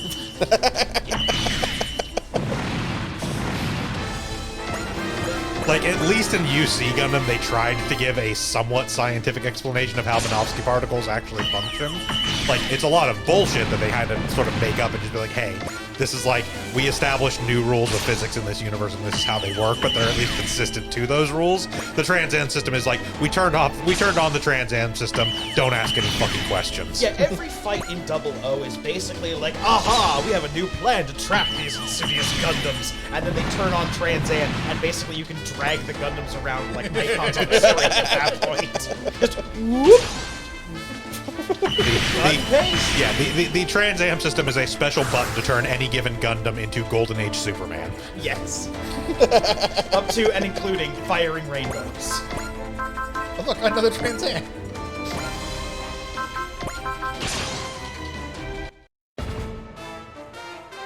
Raphael 先行して敵陣に風穴を開けるトランザムで行く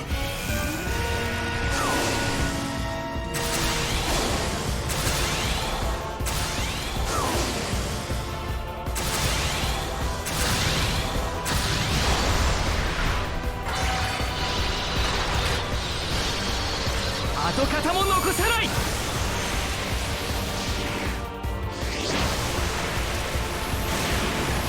I offer no excuses. Except for the single fact of I really fucking like obnoxious and garbage guns on shoulders. It's my Unfortunately, it's aesthetic. not shoulders. That's obnoxious guard son on a fucking hat. Yeah, but they're also That is like, also a they're Gundam. placed close enough to the shoulders that my brain gets tricked into thinking they're shoulder guns.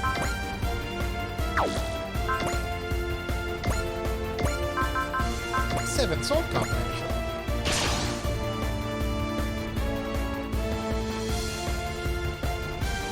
クワンザの全てのソードを使う俺は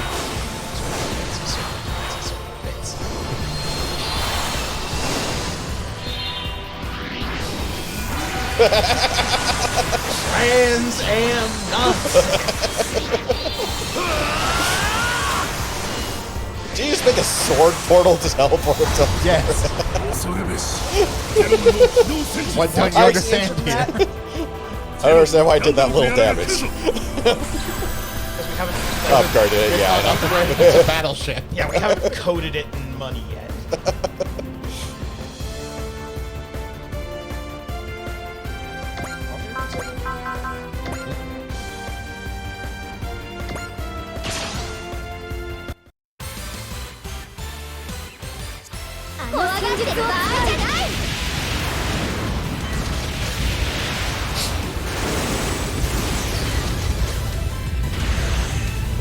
I mean, I will say, the number of kills that the Yamato does get will start going down as we get more units to actually field.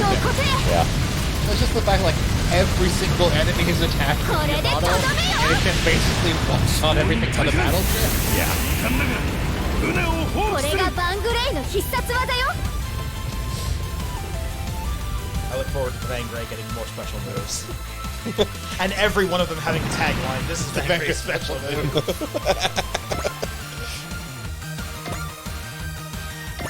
I'd very much like for the Vangray to go full Macross.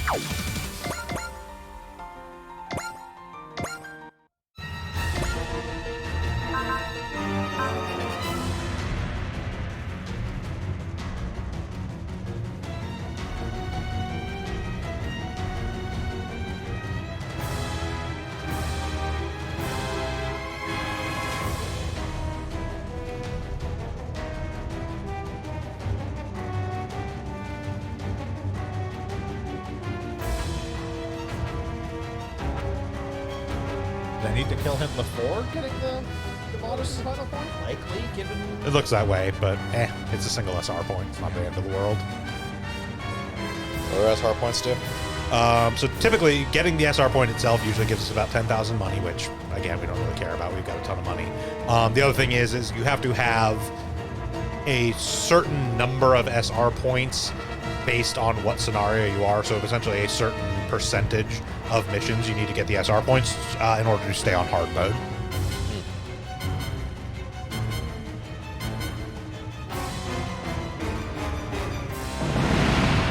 Because while there is ostensibly a difficulty selection at the beginning of the game, that is a little bit separate from what is considered quote-unquote hard mode, which is typically either like 75 or 80% of SR points you 総 need 監を to 戦 achieve 術長 to に stay on 回せ hard mode. 総監戦術長に回します In this particular game, I don't believe anything is locked off behind being on hard mode, but エネルギー充填 to me as well, most of the time the SR points are not super difficult to オー achieve. プン昇進誤差修正プラス2度対ショック対先行防御電源クロスゲージ0度20昇進固定発射まで321波動砲発射波動砲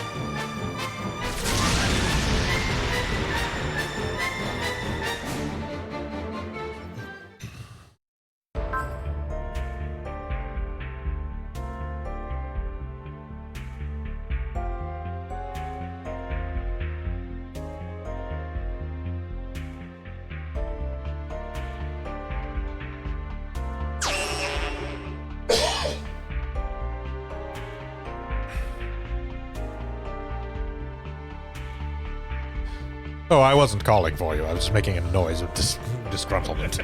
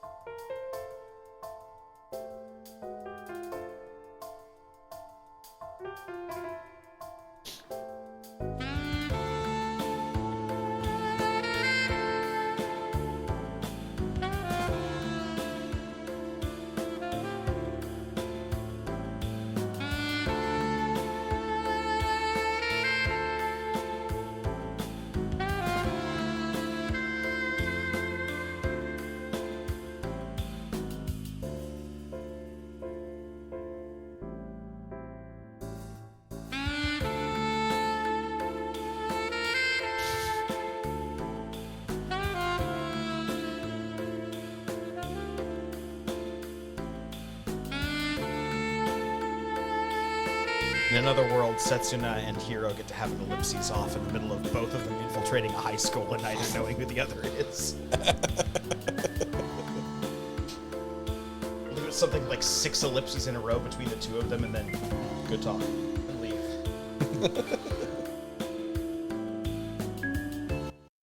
Route established.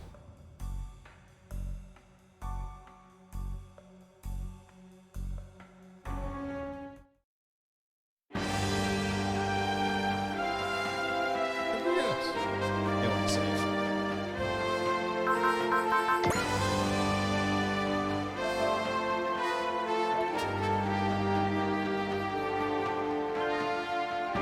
Savings for cowards. Lose everything. We have new units. We also have a bunch of Gundams now, so we can swap pilots around if we really felt like being weird.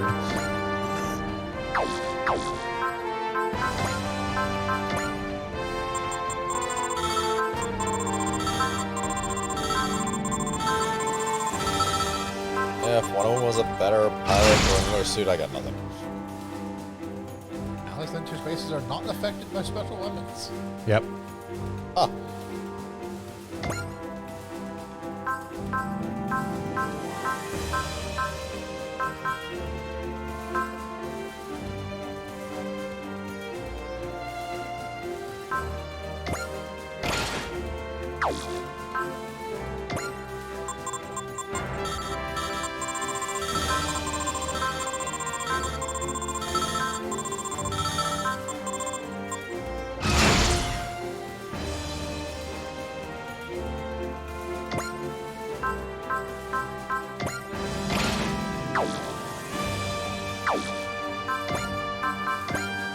We also have new power parts, Yes. problem armor, hybrid armor, Omni Defensor, which means that the enemies don't get the increased accuracy Yes. as more things attack you. Yep. Also gives you a barrier field and gives you spiritual fortitude.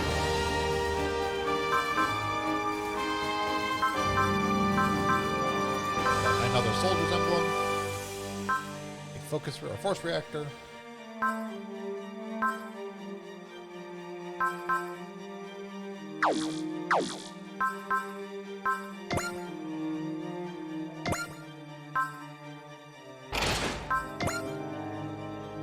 I'll make you a brick. Yep. Great Mazinger. Uber tank. It's actually fairly funny because he's decently dodgy in this game, actually.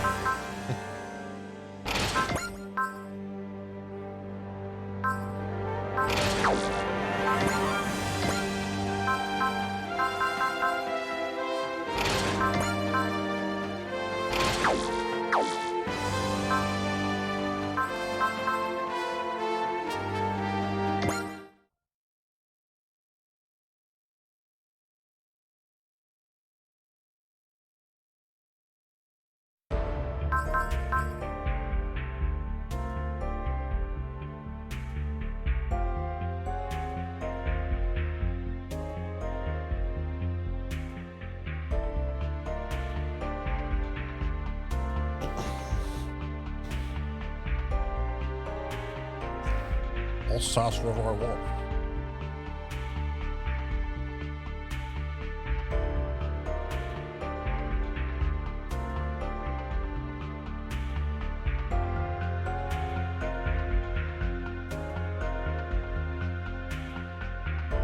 Have to limit it to only one monster energy a day. How am I going to keep going during this crisis situation?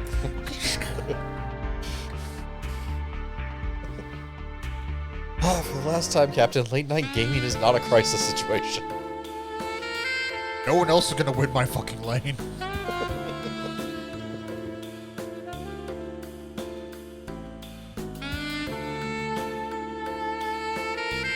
Think the jungler's coming down here to fucking help? Never rotates.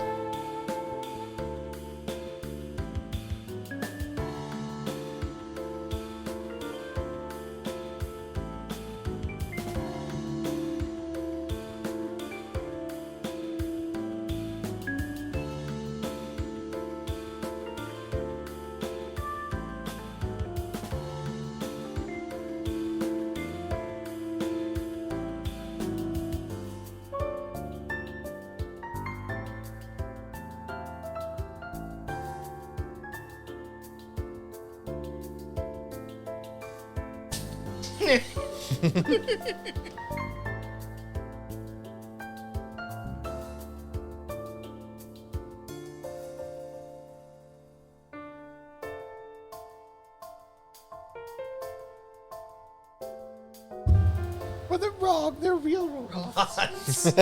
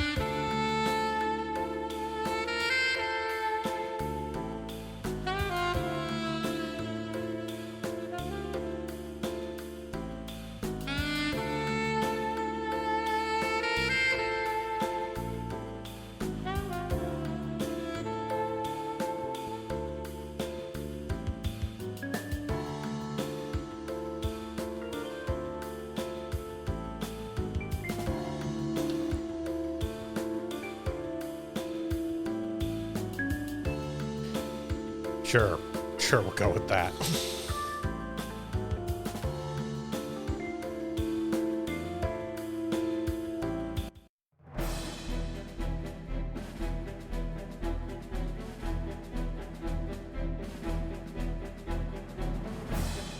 How does, you know what? Not even gonna ask how you break down galactic travel to longitude and latitude.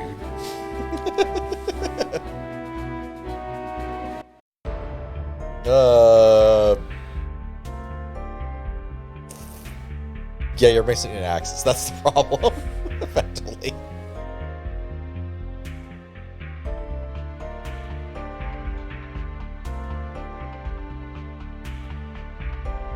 Okay, so if the decimal points are representing a completely different coordinate sector, but we were putting it in this way just to make it look that way, you could probably get a third.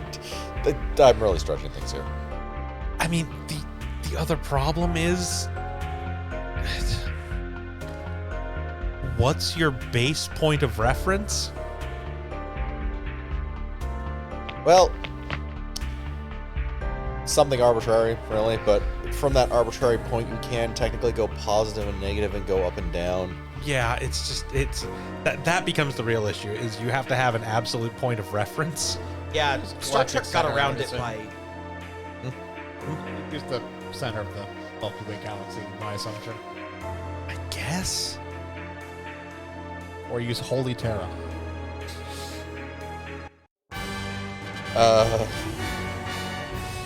The Sol system would be one of the worst points of reference. Technically, the best point of reference would be the center of the universe. Except that would actually be a terrible one, because the universe is constantly expanding, and it's not expanding in a sense of just the outer edges are moving further Yes, but away. It is everything's- literally everything is moving further away from the center of the universe. Yes, but at roughly the same rate, so if that's taken into account, there's a lot of math that goes that into just makes it a horrifically complicated calculation. Yes. Yes, it does. Doesn't matter, we've fallen into a dimensional rift. All your measurements are based off Holy Terra because that's what the Astronomicon is. It's the only thing you can use to travel through the warp. We haven't fallen into that dimension yet. Thankfully. Show up.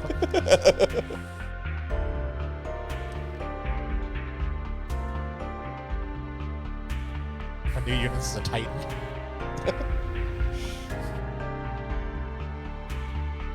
Sure, why not? We probably have units that are about as big anyways.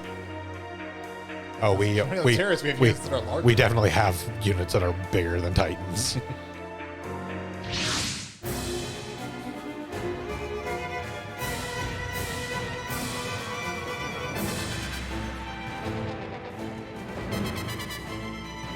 Like, we don't have Gunbuster scale, but...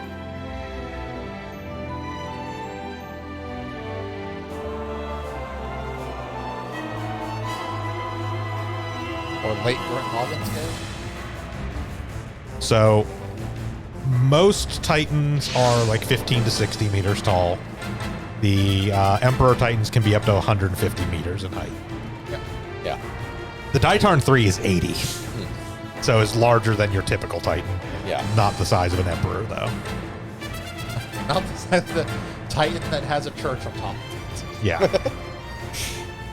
Or a cathedral on top of it.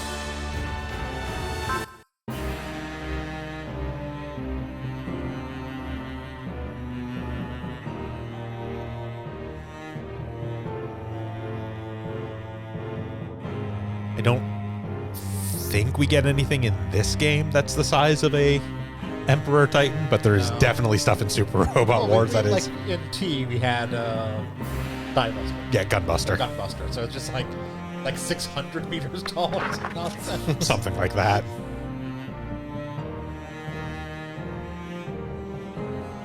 And in X, we'll get later versions of the Gurren Lagann. So- 240 meters is how tall Gunbuster is.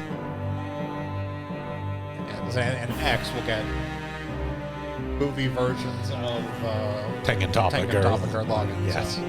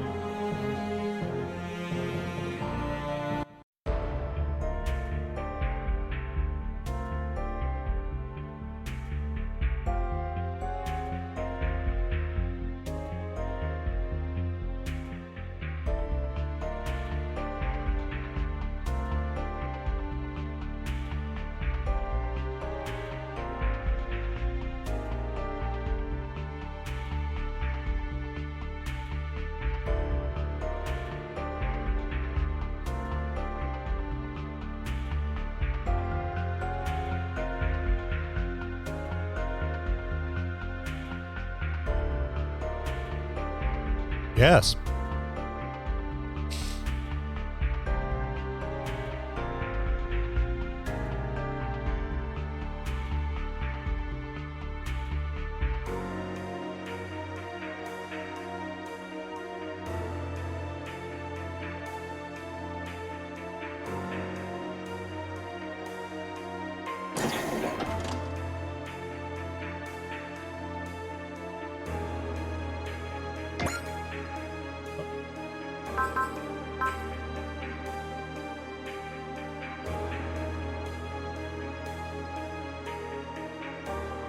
Indeed.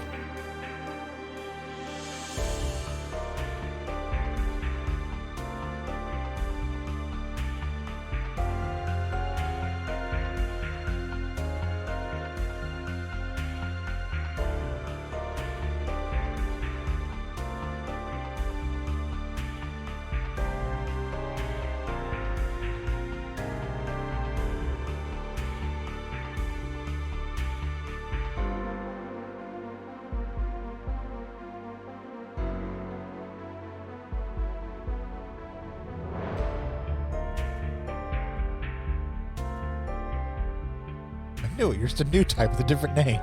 There's also a bunch of innovades, but we don't talk about that. That gets real complicated real quick.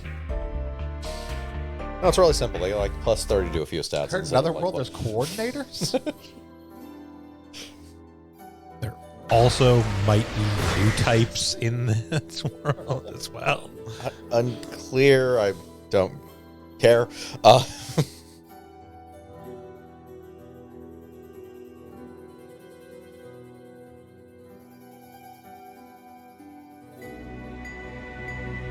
Also, for the most part, the only ones I'd really accept as new types are Mulaflaga, his father, and the clones of his father.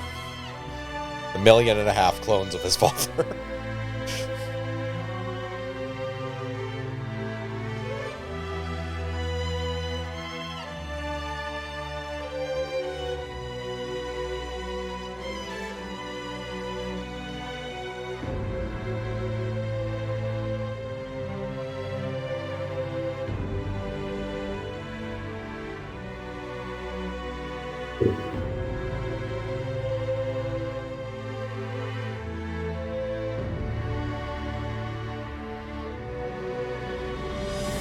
I'm so glad they found music other than the sax music for these scenes. Isn't it just plays inside the cockpit of the Bang Ray?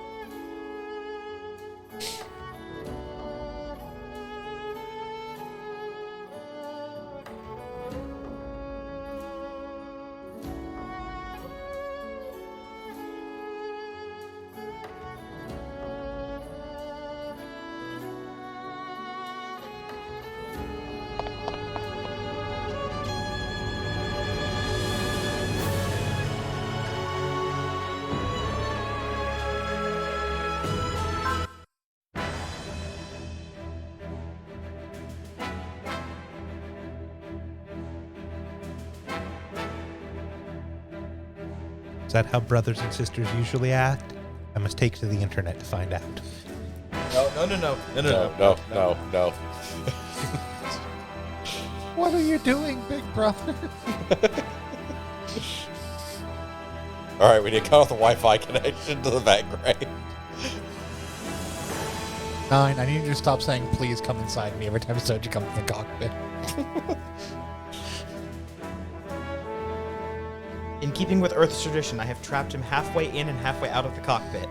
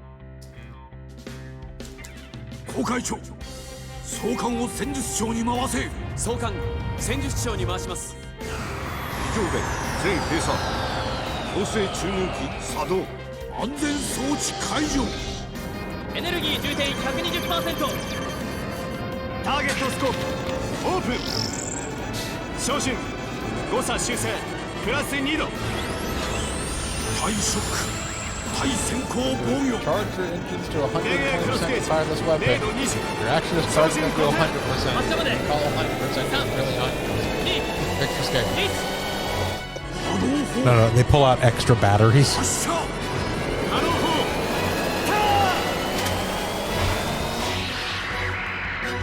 Why don't we just always have them set that? Well, because then we couldn't call it 120% charge.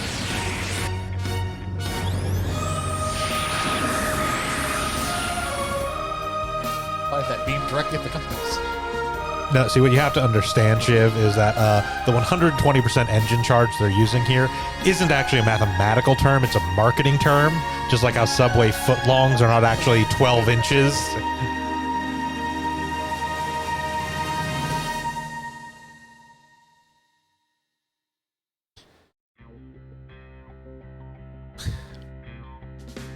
Like, the engine can charge way past what they call 120%. It's like, Oh no, random stuff. that's all squig.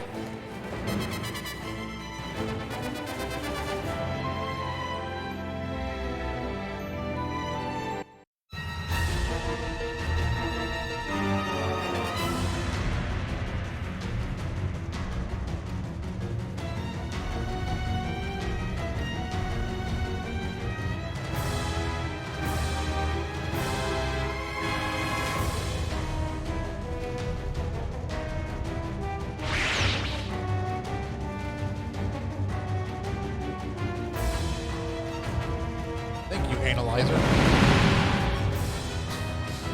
That is not my name, and you know that.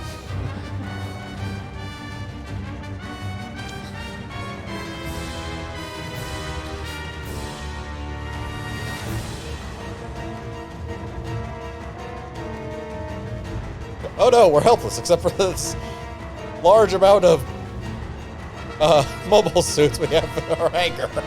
Could easily run through these.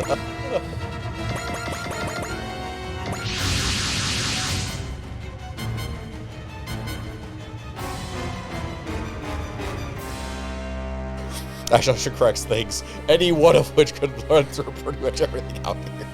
The Yamato could run. Yamato could sit there and just have everything die against all. I mean, it's not going to be reflected mechanically, but ostensibly the Yamato is recovering from firing the wave motion gun at this point. Yeah.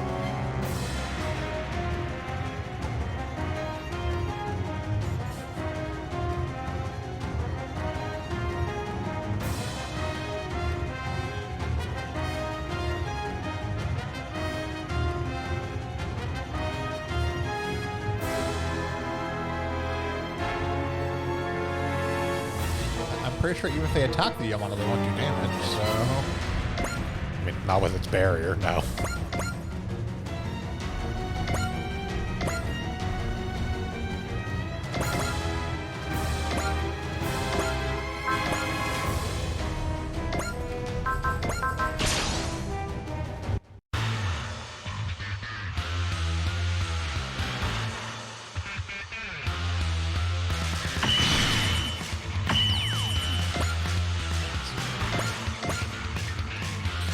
Oral Diabu.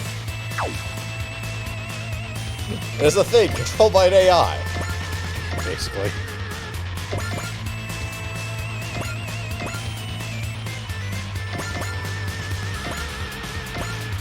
Suppose we'll figure out what they are at some point.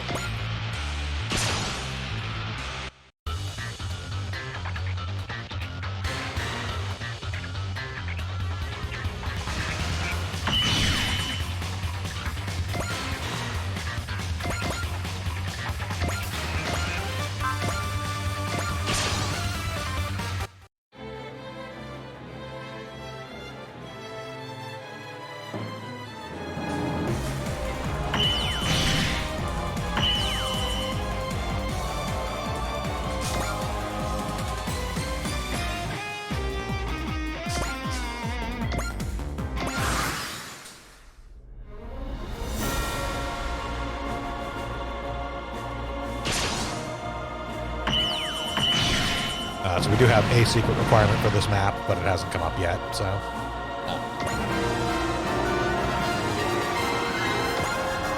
Because as you may imagine, there is a second phase to this whole thing. Yeah.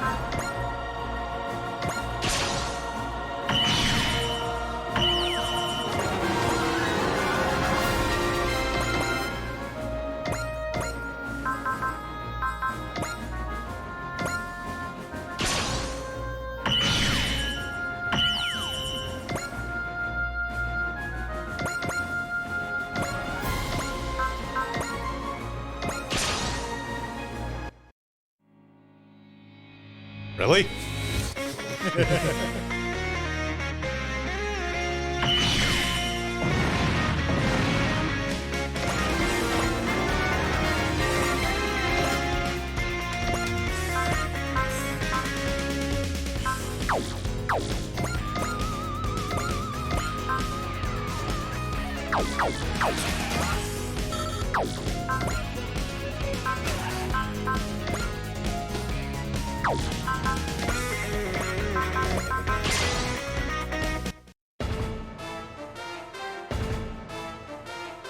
やらせてもらう。都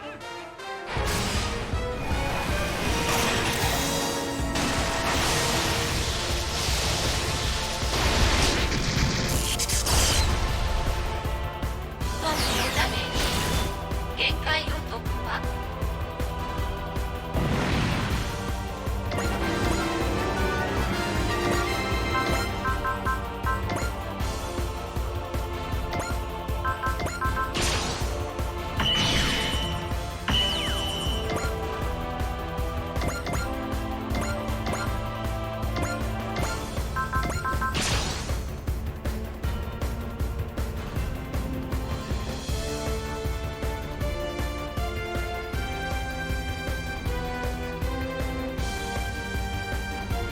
That's an incredibly dumb line, considering we're not really technically in space right now. Well, you know. It's space-ish. There's space around them. Sure.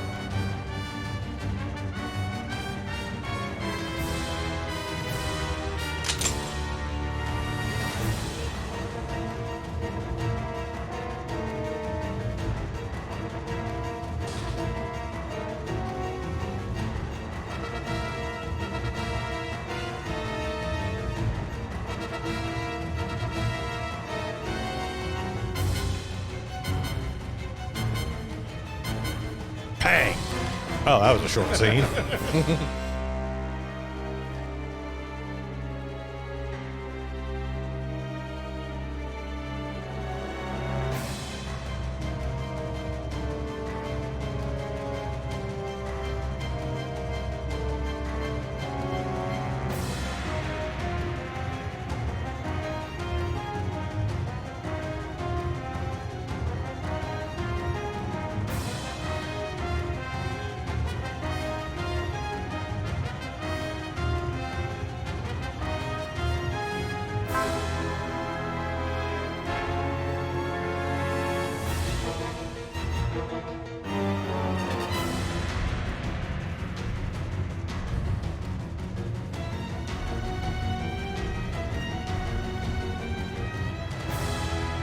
fuck cares?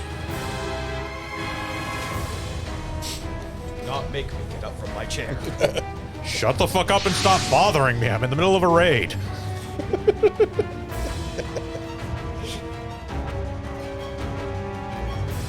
Number of tombstones it just keeps going up year after year.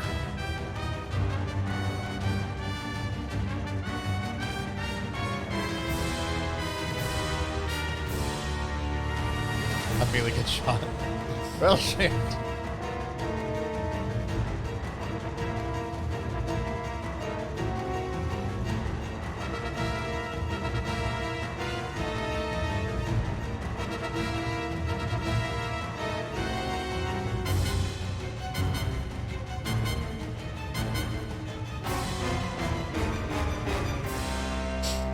We are all extremely gullible. I don't know. Real men fight with their fists. Or their space fighter blades. Okay, so our secret objective here is we do need to make sure that Melda shoots down at least one enemy. And this has to be on a attack directly from Melda. Having her do a support attack does not count.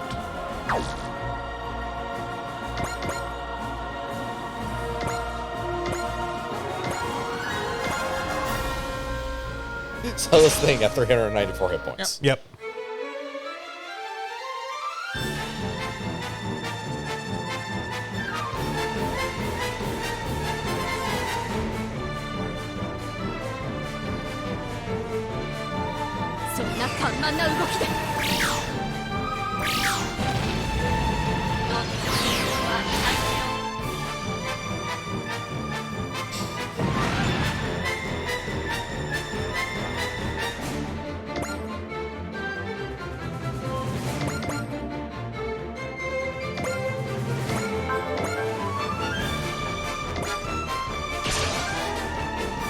We have accomplished part one of unlocking that secret scenario. Melda, by the way, is the third pilot for Yamato that gets the plus 2 movement and plus 30% final evasion as an ace bonus.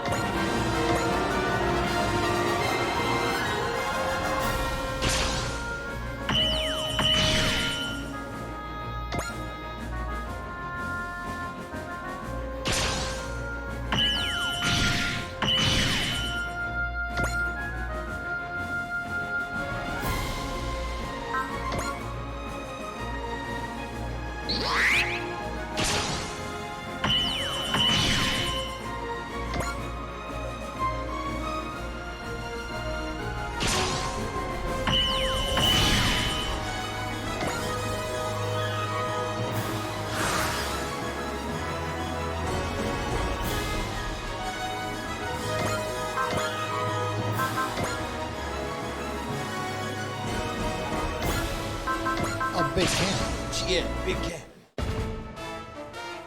君に勝機はない目標を破壊する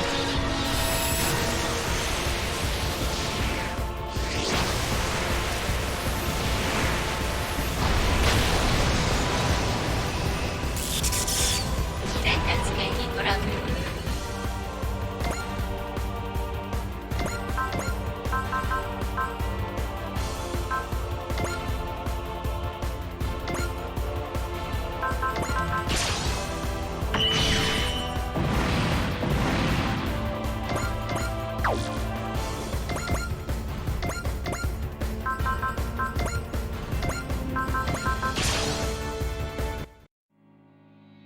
I remember if we've done one. 機械なんぞに遅れを取る I'm か pretty sure we have. I think it was one where he throws like a million getter tomahawks. Yep.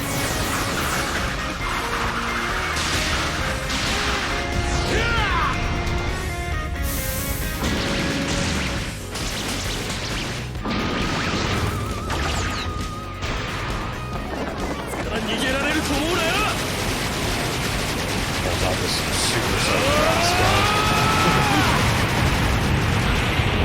Throws a pilot tomahawk, does some punches and then slashes, 対象 then は shoots 前 from the 提 gun. 以上の戦闘力を有する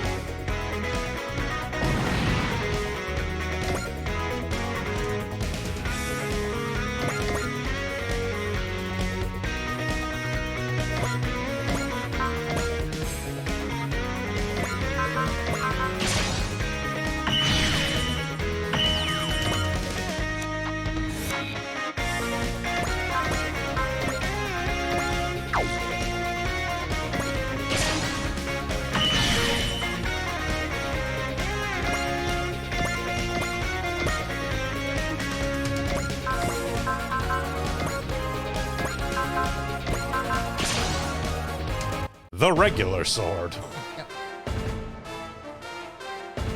俺が断ち切る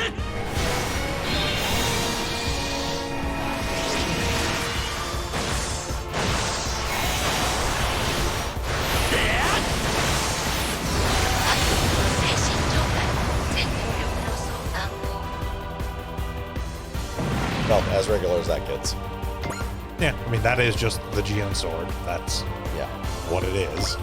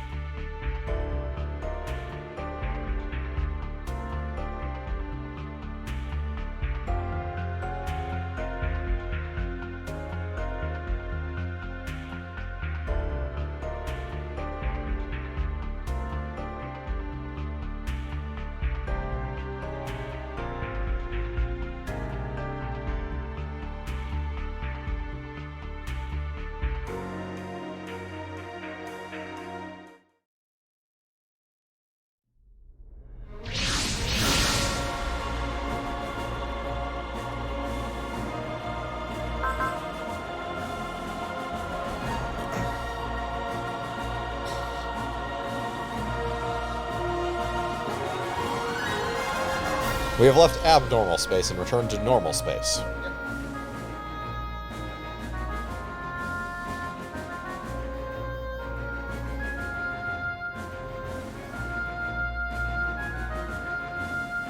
Which is way denser in rocks by volume than actual space.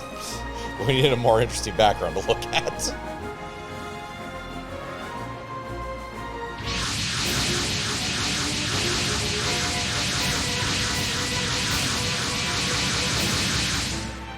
Ah, small fleet.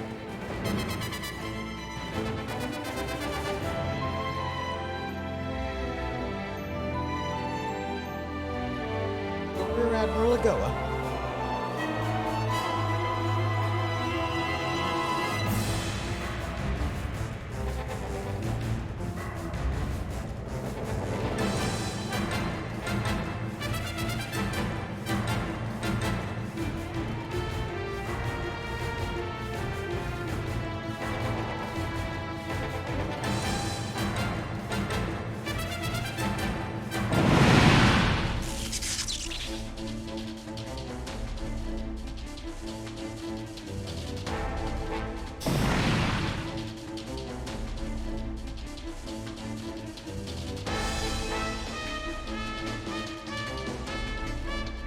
I think they can't hurt us. We need to keep the plot more interesting. Now, shut up.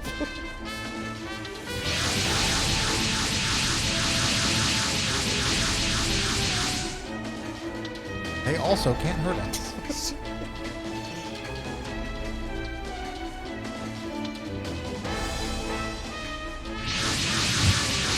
We're in cutscene mode now. Oh, for fuck's sakes, this is going to take way too long.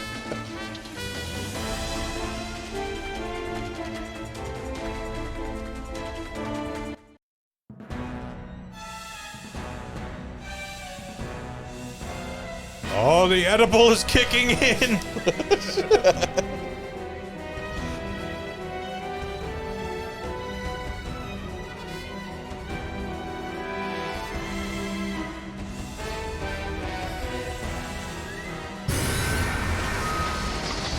Captain, this is why I told you to stop drinking so many monsters.